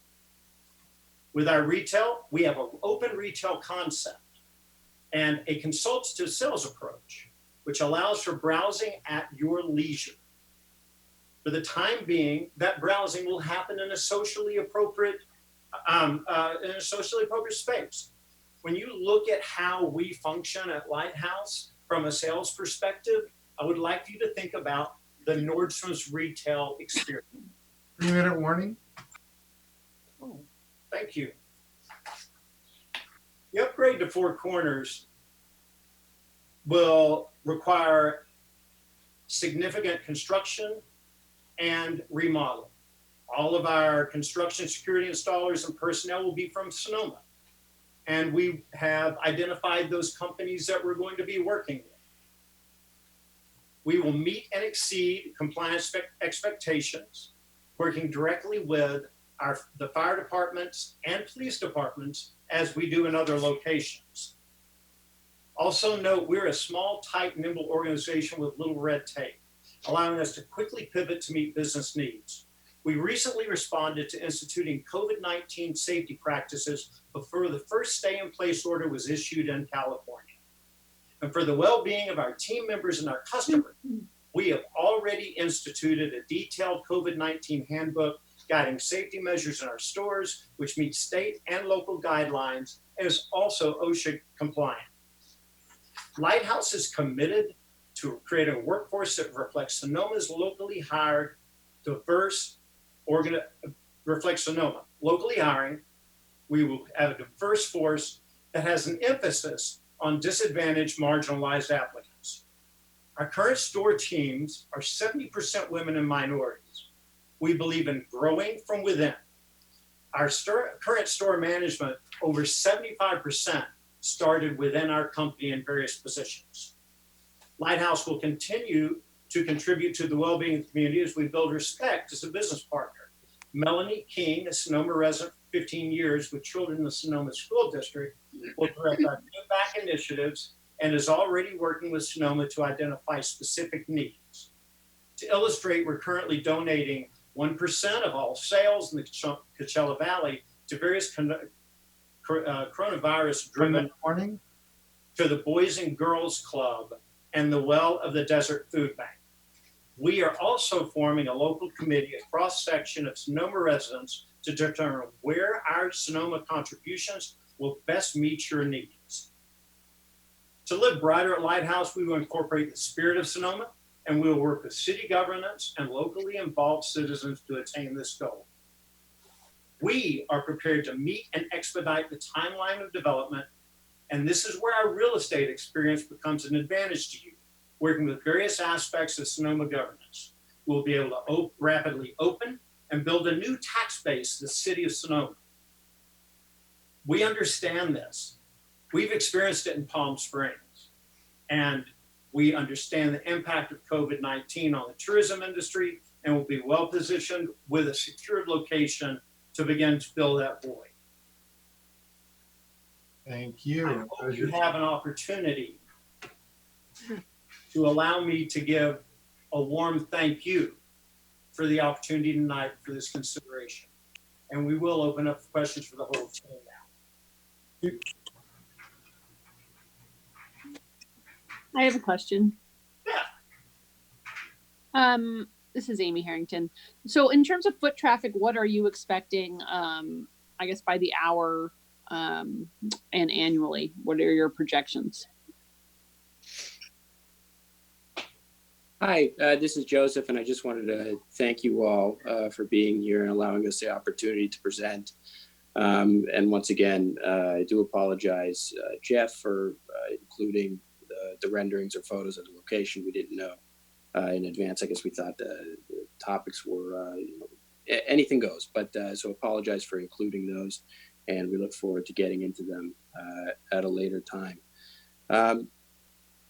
The question of, in terms of foot traffic, initially when we all created these, our P&L for the location specifically, and we turned in our presentations, COVID was just ramping up. And as you all know, things have really changed in the retail world and retail background. You have tenants closing left and right, and the situation is definitely dire.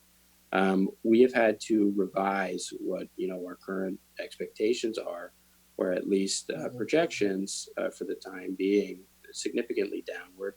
And we think delivery will definitely have a significant impact, or will take a majority of foot traffic style business away from dispensaries themselves. And that will be people's mode of, or at least that will take a significant portion of the market share in terms of people purchasing cannabis products. Right now, we've revised our projections downwards to estimate that about 20 to 25 people will be coming in on an hourly basis to visit the store. And as time goes on and we start to exit COVID and retail hopefully returns back to what I think would all consider normalcy back in January, we will see those numbers begin to rise again, which I think is all of our expectations and hope right now. What do you consider normal numbers? Excuse me? I can address that. Oh, go ahead. Sure. We average in our Coachella store, which is an established store in a marketplace that is tourist and local, we average well over 500 transactions a day, and have services as many as 1,000 customers in a day. Great. Thanks so much. Of course. Thank you. Questions on, I have a question on education of customers. So for the same question I've been asking basically across the board is, how are you going to educate people on California state laws? How are you going to protect against tourists coming here and not knowing what the laws are and having different expectations? Actually, it is something we do every day, multiple times a day in our Palm Springs school in particular. We first off, we take our teams through a 3-day pre-open orientation. We have training every week at various times throughout the week, both at leads and as well as on a consistent staff basis. Part of that training includes helping the staff understand how to communicate what the regulations are for consumption in Palm Springs. And it is part of both that orientation as well as a weekly update. It's important, because we are a consultative sales organization, that we know as we're talking to that prospect, whether they're a tourist or whether they are a resident, and what their knowledge base is of cannabis and what needs they are trying to fulfill, as well as how we can guide them as to best enjoy the product in the marketplace.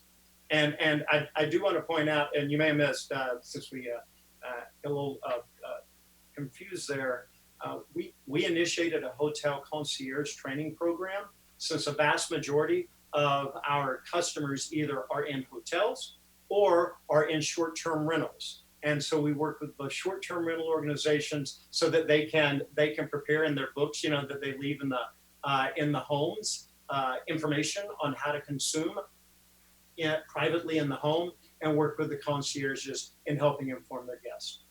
Thanks. I also have a question on labor. Have you at any of your facilities signed a labor agreement at any of them? Are there unions that you work with? And what do employee salaries and packages look like here? Is it, I know you kind of go over some of that, but if you could expand on what your employee practices are, what the salary packages are going to be in the city of Sonoma. Yeah, sure. Currently, we are looking at meeting and exceeding the California minimum wage. We will offer a health benefits package in Sonoma to all full-time employees. In addition, all salaries range based upon experience, and so we have a range for every job level within the company. Okay. Thank you. Go ahead, Rachel. A few questions. You touched on this during your presentation, but if there's anything you want to expand on about your brand identity and your target customer base? Our brand identity is helping a cannabis either new consumer or an experienced cannabis consumer become educated on what we offer and how they meet and what need they want to meet, so that they can explore the products that we have and that we offer to the community in our stores, and then go home and enjoy it. But it is all based really, Rachel, around education and at the heart of everything. And our target consumer reflects the marketplace that we're in. So I'll give you an example. In Coachella, it is not a consistent tourist marketplace. During April, when it's Coachella or Stagecoach, a vast majority of our customers are tourists. Whereas we also have a majority, very large senior population in Coachella, and a middle and lower income population, because a lot of the service workers for Coachella Valley live in that area.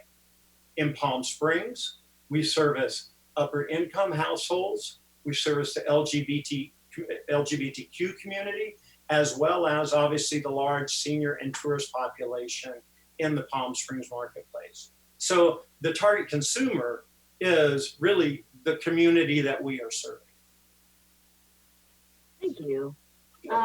And Logan asked a little bit about tourists, but as you, especially in Coachella and Palm Springs, or wherever you first started with tourists, like issues that you saw and ways that you address them to have a more a better experience with the locals that are used to the product for people who are not as used to the product. Joe, you want to take that? If you wouldn't mind just repeating the question, it cut out right in the middle. Yeah, it's about just since you've been in tourist places where lots of tourists come, and there's people from out of state who don't have experience with the product. I think people get really excited about it, but sure. Concerns are that it will become something that people that do not understand what they're doing use in a way that negatively affect the people. Sure. So I think your question is, how do we kind of educate and inform them to essentially prevent that? You know, and I like to really make comparisons. I mean, all of us, or not all of us, but I think alcohol has really been part of the Sonoma lifestyle and culture, and backbone to the economy for a long time. So when you know, in the same way that you enter into a bar, people right now are naturally much more familiar with the industry, and hopefully they understand their limits and you know, how much they should consume or not consume to stay in a safe manner. When you look at cannabis, where all of us are kind of exiting this prohibition style setting, you know, we are all emerging out of this together. It's really, really, really important that we are able to translate to the newcomers to the industry that have never experienced the product before what the potential effects can be on them when they're actually purchasing product. So that goes from everything from our, you know, bud tenders or consultants looking at potential advice to give them as to how they should dose potentially edibles, how long they should wait, you know, when they consume the first one before taking a second one, so that their limits are managed accordingly, or, you know, they're managed accordingly in the same way of alcohol. You know, have one drink if you're X and Y and Z, or another one, so you can really understand your limits. And that's something that our consultants do every single day with new patients, old patients trying to venture into new territory of product categories. So we take a lot of pride in being able to help people understand what products, what effects products will have on the individual, and attempt to cater those, you know, recommendations to the actual person.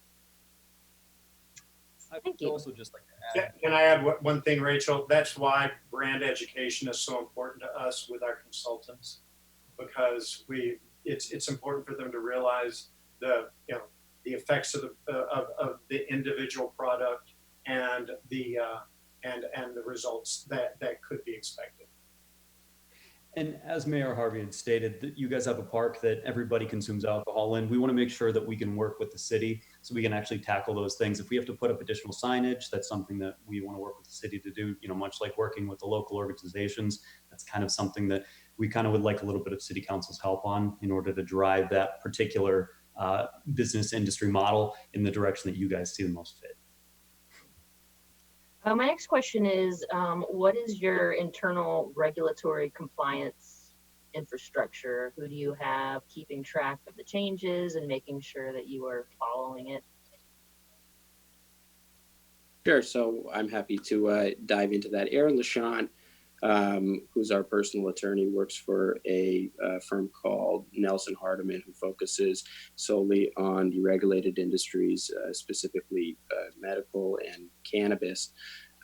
He is on retainer and his firm is at our disposal. And on a day-to-day basis, we are communicating with them, going back and forth, staying up to date on any new rules, laws, etc., that might come out or might change, because this industry is very fluid, is changing constantly, as we all know.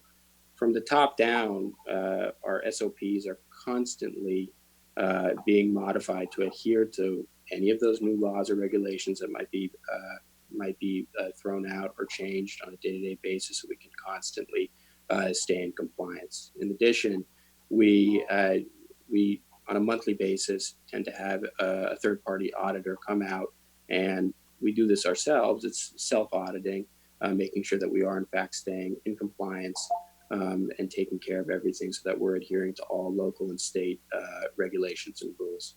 Those are written.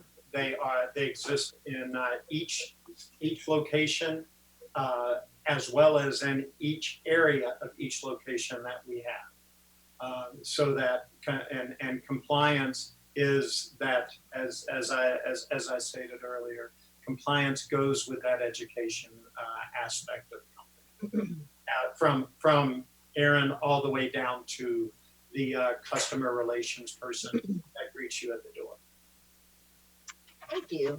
And my last question is, you mentioned that you have an emphasis on diversity. With regard to your workforce, what kind of protocols do you have to ensure that you have a diverse workforce? And I'll just tack on, since you guys did lose probably a minute in your presentation, if there's anything else you wanted to share. It's an open-ended question. Let me go through my notes. Let me address the diversity question first, because I think that is the most important. It's just top of mind with us.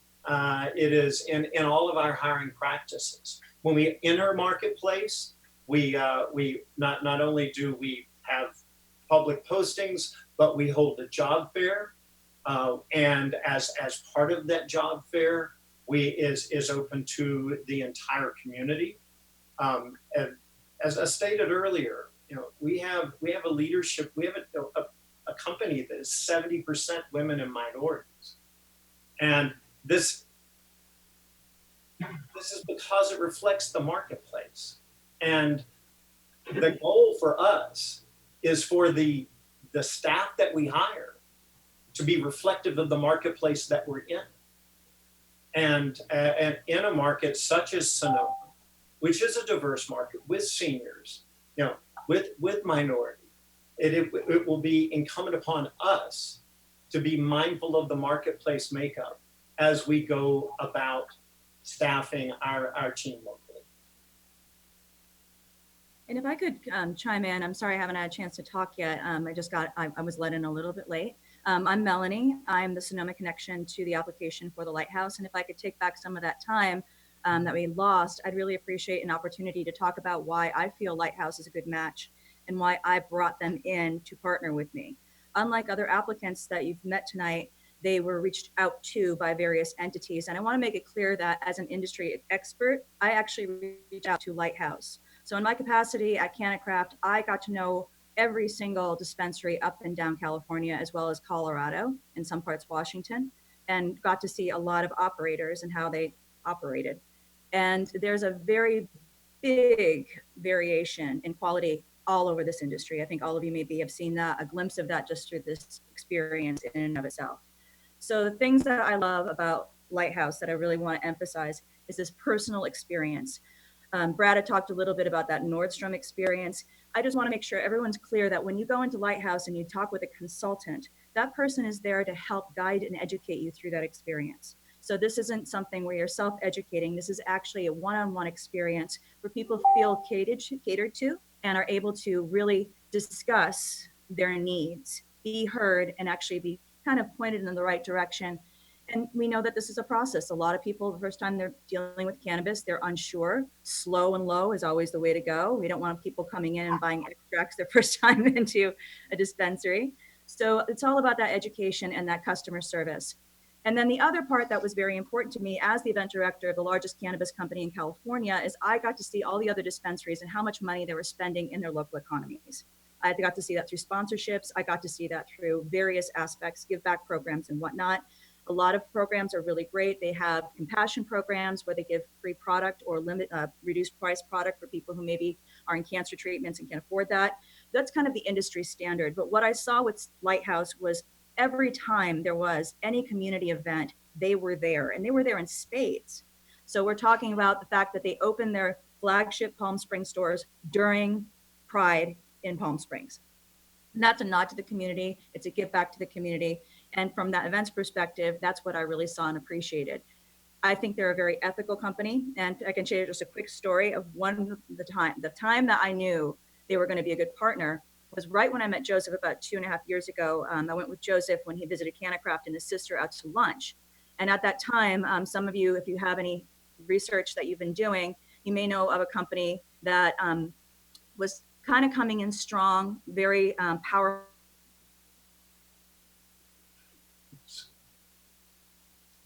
Your microphone cut out. I was the one that asked the opening question, but I recognize that in fairness, we should return to. Thank you for that. Thank you for the opportunity. And as a result, they actually, can everybody hear me okay? We need to wrap. Yeah. Okay, so yeah, so I just want to say that other companies selected to have that brand on the shelves and it didn't matter to them. Right after I told that story to Joseph and his sister, they pulled those products from the shelves the next day.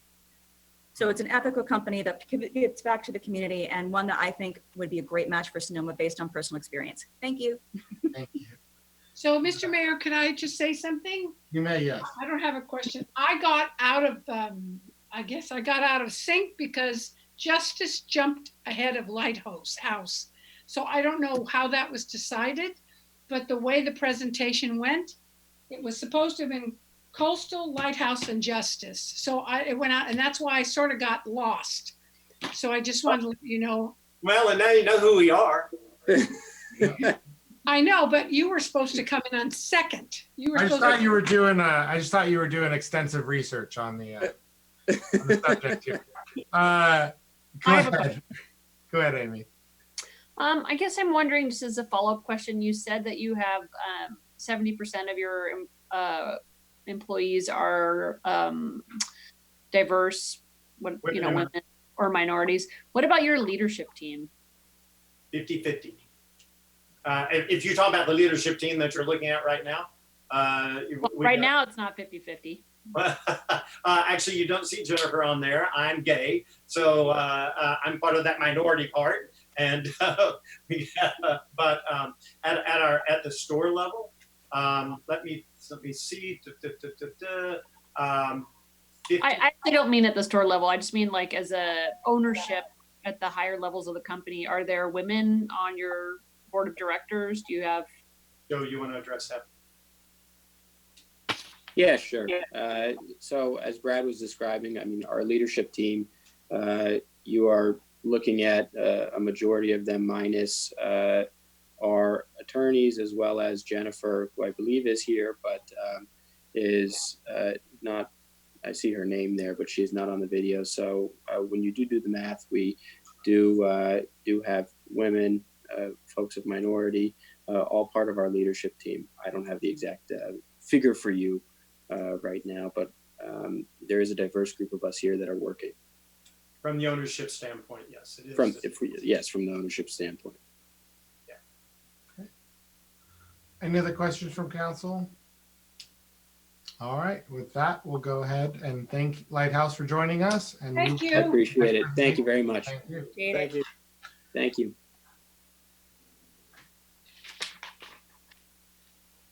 So Mayor Harvey, the next group of applicants is Spark. Spark.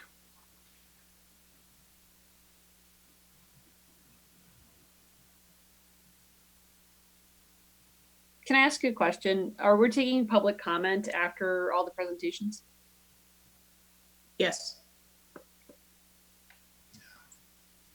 And then after that, because it's kind of a study session, the meeting is over, or we're having, just can you remind me? Councilmember comments. Yeah, well, we won't be asking for comments because we're going to wait for those until you go through the appeal process. So if there's any other questions you have after hearing public comment or anything else that you want us to bring back for the June 8th, that would be the point of, that would be before we would close then. Maybe we can just clarify for public that we're not taking a vote at the time of comments. We can do that. All right. Great. Do we have the entire Spark team here? Not yet. I think we're just waiting for one or two more. They're raising their hands now. Oh yeah, we've got two more here. Mary Favreau and Josh Reich. There we go. Good to know.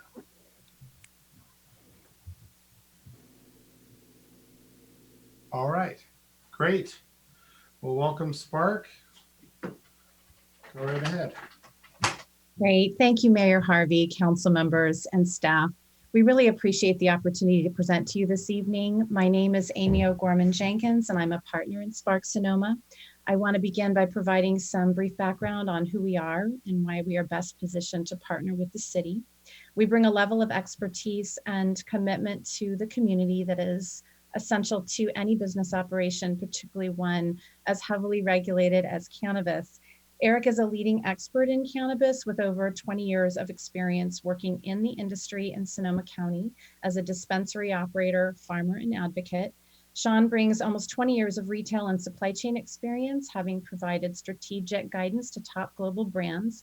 They run several successful business operations, including 5 dispensaries, where they have developed protocols and policies in direct collaboration with local law enforcement and stakeholders. I'm a 25-year public policy advocate with 14 years of experience working in local government.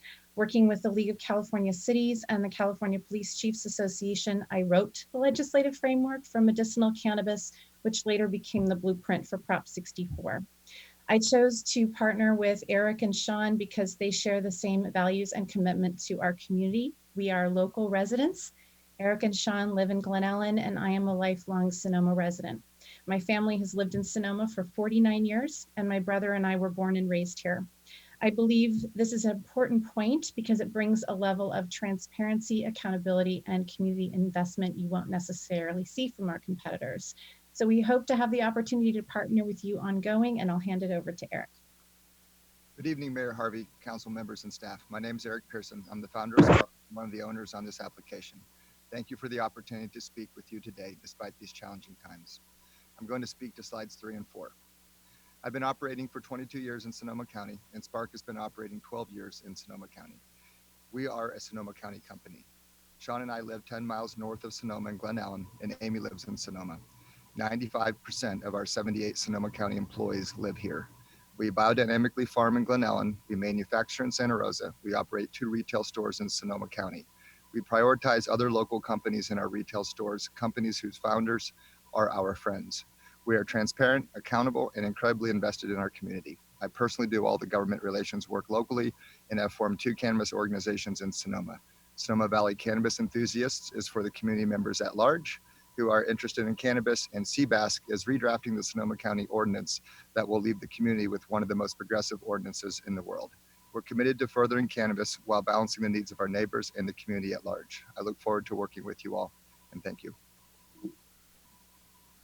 Hi, my name is Kelly Rogoff.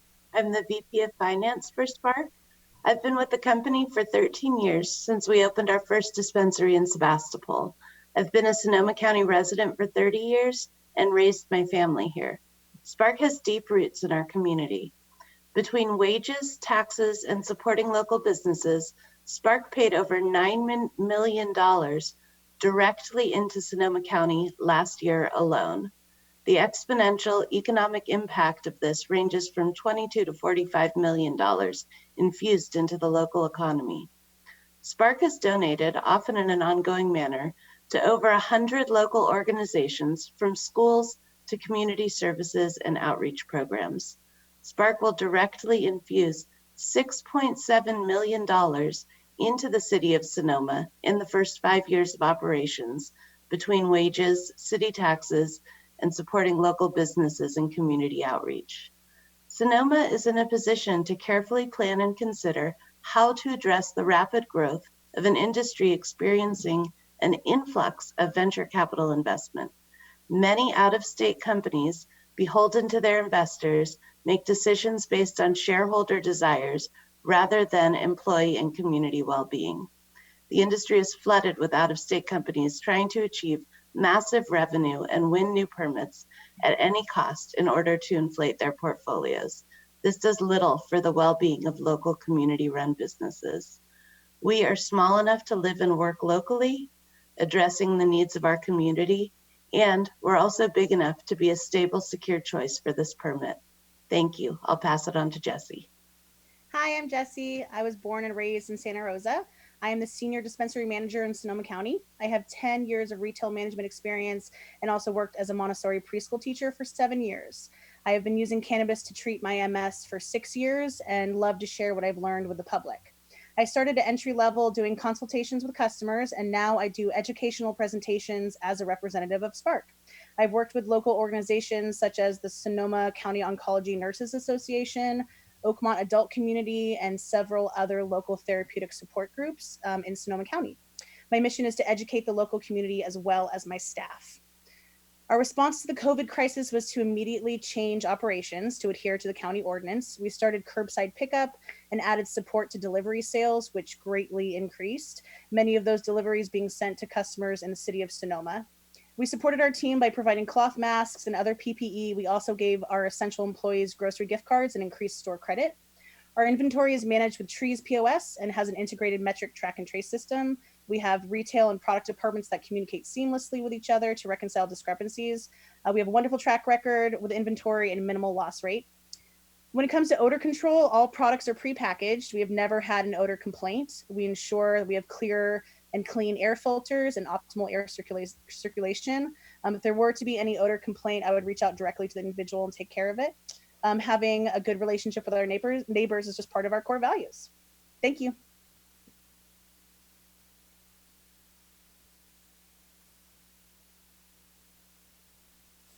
Is that the conclusion of the presentation? Josh? Is Josh unmuted? Sorry, my name is Joshua and I'm the head of security and safety for Spark. I have over 7 years of experience in the cannabis security and safety industry, and I've composed and implemented security and safety plans for cannabis operations, including dispensaries, cultivation, delivery, distribution, and manufacturing. Spark's approach to security is focused on being preventative and proactive, and Spark has an incredible track record of security and safety with no major breaches. Spark works to cultivate and develop lasting and meaningful relationships with local municipalities, local law enforcement, community groups, state regulators, and neighbors. Spark commits itself to be a force of good for the neighborhoods and communities we are located in and does not allow nuisance activity of any kind. At our Sonoma County locations, our safety team patrols our parking lot, neighboring businesses' lots, and the residential neighborhood multiple times a day to ensure there is no loitering, littering, loud music, cannabis redistribution, and consumption within the vicinity of our dispensaries. At Spark, we pride ourselves on a robust yet friendly security presence with a focus on being ambassadors of safety for the communities we are located in.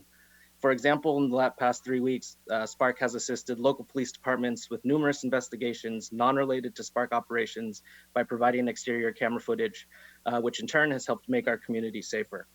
Spark utilizes sophisticated security camera systems, alarm systems, lighting, physical design, local security patrol and monitoring companies, the hiring and training of quality security personnel, and ongoing safety security training of all of our employees to help secure the premise, employees, customers, and the neighborhoods we are located in. Thank you. Mary? Hi, I'm Mary Favreau, the Executive Director of the Sonoma Valley Education Foundation, and we're looking forward to working in partnership with Spark as funding some of our programs. And as most of you know, public schools and students are chronically underfunded in California. Districts, including Sonoma Valley, are seeing a steep rise in mental health needs for their students. At the same time, state funding is being slashed across the board, and districts are struggling to address not only academic needs of the students, but these mental health and social emotional needs. So education foundations like ours exist to bring community funding for critical needs and programs in public school districts. We often partner with local businesses to fund programs on either one-off or multi-year basis. So in partnership with Spark, additional funding would be made available through the Sonoma Valley Education Foundation to develop and support mental health programs within the Sonoma Valley School District. Excuse me? Thanks. We'll move on to Joe now. I appreciate it, Mary. So 1 minute warning. I'm just kind of letting people know. Oh, okay. Thank you. Go ahead, Hi, Joe. my name is Joe. I'm the Vice President of Human Resources with Spark. I'm a longtime Sonoma County resident and a Northern California native. At Spark, we believe that our team members are our most valuable resource. We're not only committed to prioritizing local hiring, it's already been our standard for over 13 years. We understand the importance of having a team that's invested in the communities that we serve. In addition to that commitment, we're endeavoring to have at least 30% of our recruitment be equity individuals who are residents that have been disproportionately impacted by the war on drugs. We're dedicated to promoting diversity and inclusivity and use many methods to recruit a diverse workforce. The vast majority of our team are people that are considered those vulnerable populations, people of color, LGBTQ folks, single parents, women, differently abled people. We've actually had several transgender team members who have felt safe and confident enough in transitioning while employed with us. Over the years, we've hired great team members from local labor organizations that serve vulnerable populations, including Becoming Independent and La Luz. 100% of our management are from internal promotions, with nearly all having begun entry-level roles. Thank you. Thank you. Thank you so much. I'm sorry, it's tough to keep the 10 minutes. It really is. Yeah, it sounds like a ton of time, but you got a lot going on. All right, we'll cover it in questions. All right, council member questions. I have my one Go question. for Could it. somebody, thanks. Could somebody let me know what the expected traffic is? Sure. So in year one, we're anticipating an average of 28 people per hour, or by the end of year one, 28 people per hour, 223 per day. By the end of year two, 36 per hour, 285 per day. And by the end of year three, about 50 per hour, or maxing out at 403 per day. Thanks. And that's actually split customers. So that's actually split between delivery and pickup in store. And currently our average in Santa Rosa and Sebastopol is running around 30 to 40% delivery at the current moment. So as COVID shifts, we'll see that shift back to in-store. Mm-hmm. Thanks. I have a few questions. May have heard them before. First, could you describe your brand identity and who your target customer is? And it's partially aimed at, there's a lot of cannabis businesses popping up around the county, and sort of like what the unique identity and target that you guys are hoping to do. Thank you. This is Eric speaking. Approachable, safe, honest. We serve everybody. Our track record hopefully speaks to that. Having started as a cultivator working in San Francisco, connecting with Maitri AIDS Hospice was eye-awakening. We run a compassion program and serve those individuals who are still hospice or respite in San Francisco, have for 15 years, go there every two weeks. We'll bring that to Sonoma as well.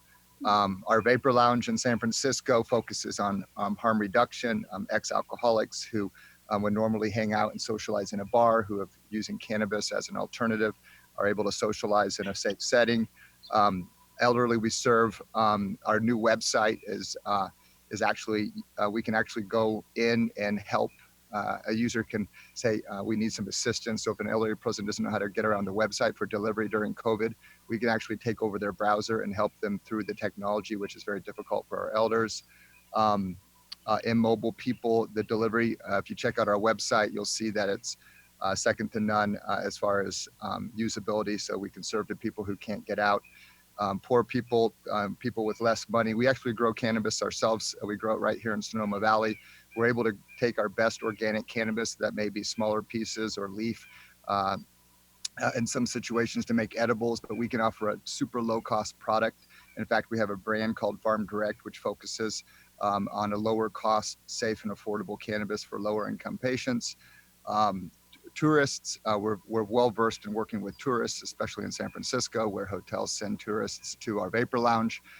In Santa Rosa and Sebastopol, obviously, we've been working with tourists for many years. LGBTQ members, Pride Month, we have a special Cards for Cause for our veterans, for LGBTQ members. I think I'll stop there. That's pretty good. So my next question is which you touched on only briefly, but in light of the fact that we are a heavy tourist area and people will be coming from out of state that have not experienced your product before, what are the challenges that you saw in the past, and what are the things that you do to help everybody involved, including the community, have a positive experience? Yeah, I would say it would be incorrect to say, you know, we know what the problems are going to be exactly for Sonoma. You know, I actually didn't know that Sonoma allowed drinking on the town square. I know Literally any public space. well, I know, you know, I was just encouraging our supervisors in San Francisco as a result of COVID to, hey, like, let's start having, you know, alcohol outside on the streets and, you know, opening up this a little bit. But to get back to the first thing we would do is sit down with council or staff and say, hey, what are the problems? What do you think will be the problems? Where do you think the problems will arise? And what can we do to try to approach that before it becomes a problem? And then have an open dialogue. You know, working with government is something that we've done in San Francisco and Santa Rosa, Sebastopol, Sonoma County. I'm very deeply involved with right now, rewriting the regulations around public consumption, events, tourism, as it relates very much to like winery-like events in Sonoma County. So, you know, we'd work with you. We have a lot of experience, and I'll hand that off actually in store and folks who know quite a bit more about the SOPs and how we deal with tourists and people who may be inebriated. Jesse, maybe you can answer some of those questions. Yeah, and what is an SOP? Standard operating procedure. Got it. So like it's, you know, I don't read them very often, but they're necessary. And we write them down. And what they're really used for is they're used for training, right? When a new staff member comes in and says, okay, you know, here's your job duty. It's a job description that ties it back to more detailed standard operating procedures that we look for our team members to operate under. Yeah. So like Eric says, we train all of our employees to appropriately identify when people are really inebriated, and that allowing them access would not be appropriate. We do come across that sometimes in Sebastopol with the Barlow so close by. There's a lot of wine tasting rooms and breweries and whatnot. And every once in a while, we just have to, you know, we have our safety hosts, which are really trained in having a high standard of customer service. So as opposed to being very regulatory and security-like for people, we're very customer service compassionate, educating people. You know, saying, I'm really sorry, it seems like you've had a really fun night tonight. Unfortunately, we can't allow you access into the dispensary, but once you get home safely, we could do a delivery to you or just come on back tomorrow. You know, we understand that everybody has a little bit too much fun sometimes, but we just can't mix the alcohol and the cannabis. And we just don't want people to feel like they're in trouble. We want to make sure that we can educate them and give them as much information as possible. Thank you. My next question is, what is your internal infrastructure for regulatory compliance, and how do you make sure you're keeping up with all of the constant changes in laws? Well, so I think we manage 13 some licenses because the state, you know, transport, cultivation, this type, that type, every dispensary has its own license. I think Sean could probably speak a little bit more to that, and then probably kick it over to Amy, because when there's complexities with state licensure, then Amy steps in and helps us out there. Yeah, so we have Andrew, who's on the meeting here, is our director of compliance, and he has a staff under him to help keep on tab of all the changes. Additionally, we have a sort of a matrix organization in compliance, in that we have a person responsible for compliance in each functional area. So in manufacturing, we have a person; in retail, we have a person who's embedded in that organization. At the farm, we have a person. And so each one of those people, while they report in their functional area, also kind of report into Andrew and our compliance department. And then Amy, who kind of wrote the laws, maybe Amy could give a little addition here. Yeah, I'm happy to add to that as well. So I'm probably the one that you talked to at the very, very beginning when something is being developed, and then I manage kind of the back end. So I'm kind of the person of last resort, but I did write a lot of the laws. I continue to work on shaping the policy and the regulations. So working with Spark, they get firsthand knowledge. We also have very strong relationships with the Bureau of Cannabis Control that regulates dispensaries, as well as the other licensing entities. And that really is kind of the core focus that I have, as well as local community engagement in Sonoma. So I think our compliance team is very strong and ready to adapt and adjust to all of the changing policies and regulations that we're going to continue to see in the cannabis space as the legal industry continues to mature. Thank you. My last question is, you mentioned that you have a diverse workforce. What are the protocols that you have in place to ensure you're hiring a diverse workforce? I can take that question. So yeah, diversity is achieved by multiple different ways. It's the way we post, it's the way we recruit, it's what we put in our postings. But one example is that we train our management on subconscious bias, as well as training them on trying to identify experience in maybe non-traditional ways. An example might be that a stay-at-home mom might have a vast experience in multitasking and budgeting or conflict resolution. And trying to identify sort of non-traditional ways of experience that might not normally be seen. We also utilize the fundamental aspects of equity models that other jurisdictions have in terms of, announcing jobs with EDD, places like La Luz, and just constantly trying to stay on top of keeping an eye on exactly where there's a need. One of the things that I heard talked about over and over again is female leadership. I believe that we're about half and half in our directorial leadership. And I would say that when I last went through and was looking at the self-reports and the EEOC information we are about 70% of our staff members are actually people of vulnerable populations. So people of color, LGBTQ folks, single parents, that sort of thing. So it's something that we are really very passionate about.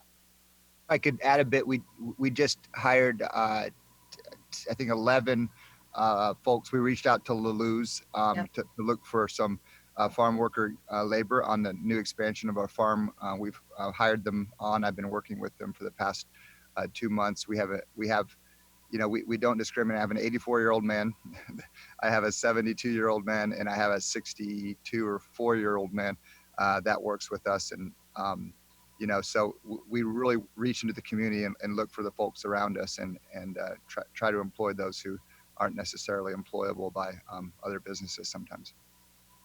So, Mr. Mayor, I have a question for Josh.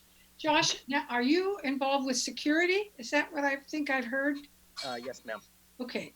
I was so impressed. You didn't say the word shenanigans, but I think basically what you said, no messing around in the dispensary. Is that what you were sharing? Correct. Inside the dispensary and the immediate area surrounding the vicinity, we don't allow any type of nuisance activity. That's the word I was looking for. Shenanigans is the best I could come up with, but thanks, Josh. Great, thank you. So I have 2 questions. One, we have a large Latino population throughout our valley, and I was wondering, a lot of people talk about education and all that about the medicinal properties of cannabis and how to use it and things like that.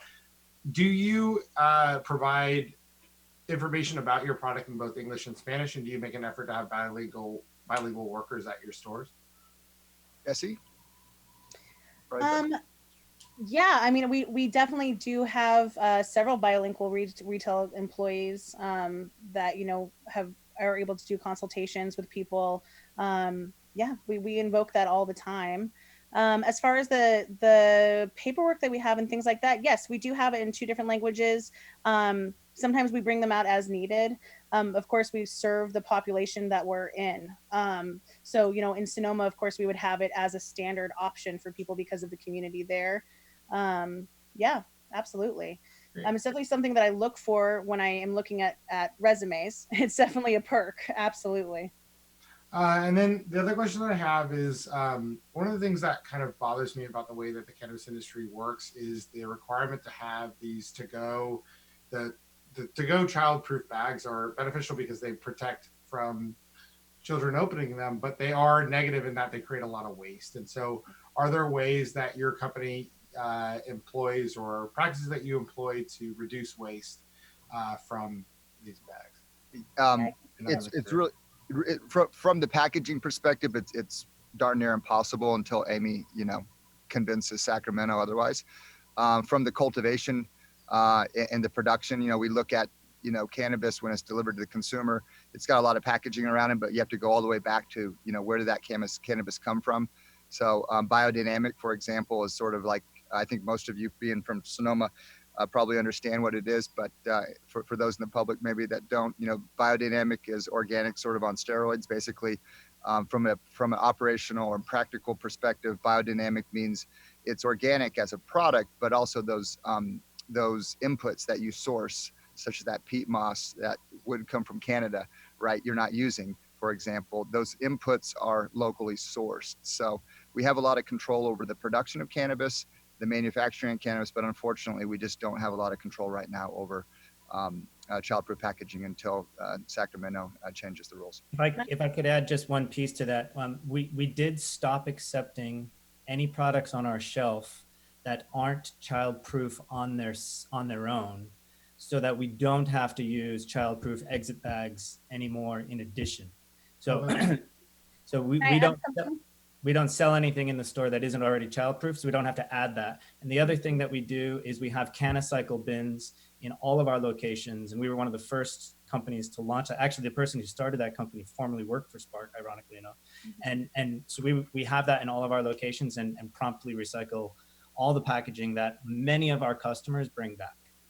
And that packaging does get recycled into prosthetic limbs for children and things like that, which is really cool. And the members really do, the customers really do like seeing that, and will often like come in with big old bags filled with packaging and dump it off to us. Great. Great. Awesome. Thank you. Do you have any other questions from council? No? All right. Nope. Great. So thank you very much, Spark. I appreciate your time and your effort for this presentation, and thank you. Thanks for the opportunity. Thank you. Thank you so much. And so then we'll go ahead and let these guys go, and then we're going to public comment. Correct? Yes. Mayor Harvey, just to remind the public, council's not making a decision tonight. Again, they'll be waiting till June 8th to make a decision when they hear any appeals. Great. So I'll go ahead and open up for public comment. If you'd like to make a comment, please raise your hand. And if we have any written comment, we'll also read that as well. Did we have any written correspondence or comments? No, Mayor Harvey, there are no email public comments. Very good. I'm seeing no one raise their hand right now for public comment. It looks like most of our people in the chat we have Celeste Winters. Celeste? Bring her in. And go ahead, you're on with us. Hi, thank you, Mayor Harvey.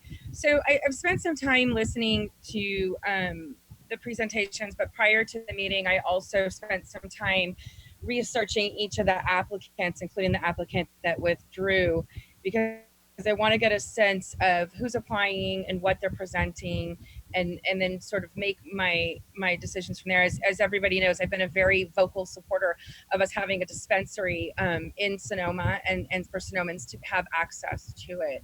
I myself suffer from acute fibromyalgia. I use cannabis in conjunction with my physician and with acupuncture, as well as with pain medications, to lessen the amount of pain medications that I take, and to be able to function and raise my children and do my job and do all the work that I do. That all being said, I also believe that people have the right to use it because they're adults and they choose to. The same way that somebody would go have a beer, or they'd head down to Steiner's and have a cocktail. You're a grown-up, you don't have to justify why you need it. I happen to use it to help my fibromyalgia, but before I had fibromyalgia, I used it because I was an adult and it was my choice to do so, just as anyone else would. That being said, I think it's really important who we get. I'm a little concerned. One of the candidates mentioned something about bringing their attorneys in to help prevent a dispensary in every corner. And that's really concerning to me because as we evolve in our opinions about cannabis and as we open things up for opportunities for others, I hope at some point we can have more than one dispensary within the city limits. I hope that we loosen some of our preconceived notions about what a dispensary is and that we can open the market up for others to have opportunities. And I'm very concerned that somebody applying would immediately come in and be offering their attorneys up to prevent quote unquote one on every corner. I think that's actually very alarming. And so as a Sonoma Valley resident, I just want to bring that to your attention. I hope I misunderstood what they said. And I hope that that's not something that happened. I do like what Lighthouse has presented. I like what I've researched about them and what I found about them. I think that they come from an area with demographics that are very similar to ours. The Coachella Valley has very extreme poverty, but it also has extreme wealth. So I think that they would be a good fit, and I like what they had to say, and I liked their presentation. And I think that we need to be very wary about who we bring in and making sure that they're willing to partner with others and that they're also not wanting to lock the market down themselves. Thank you, Celeste. Anyone else for public comment? We've got Endora. Hi, I just have a short comment to make, and that is as a medical patient, I have used several of the dispensaries that are applying for permit. A couple ones I'm not familiar with, but I can say that Mercy has always been my favorite because it has the lowest prices of all of them and probably the largest variety. And to me, that makes quite a bit of difference. And I can leave it from now. Thank you. Thank you. Anyone else for public comment?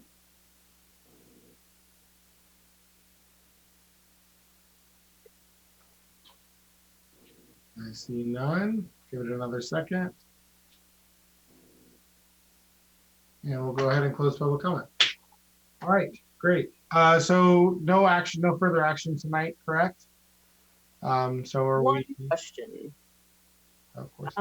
Could Kathy or David, could you remind me, so we have both storefront and non-storefront, and who has applied for which? Sure. Thank you. A good question. Interesting for us at the PRC level. We actually had a lot of applicants, proposers say that they'd be interested in doing the non-retail, the non-storefront if they were not selected for the storefront. The conundrum that we have is we made that clear in the application process, and only 2 proposers checked the correct box, so to speak. One was Coastal, and one was Harvest, and Harvest was one of the groups that left. So technically we only have 1 applicant that's willing to do both. Should they not be selected for retail, they'd be willing to do the non-retail. But as I said at the outset, they all expressed an interest, I believe except for Spark, said that they'd be willing to do the non-retail if that was the only option they had available. So Jeff, how does that work? Are they in the running or are we limited by the checkbox? We're probably limited by the checkbox.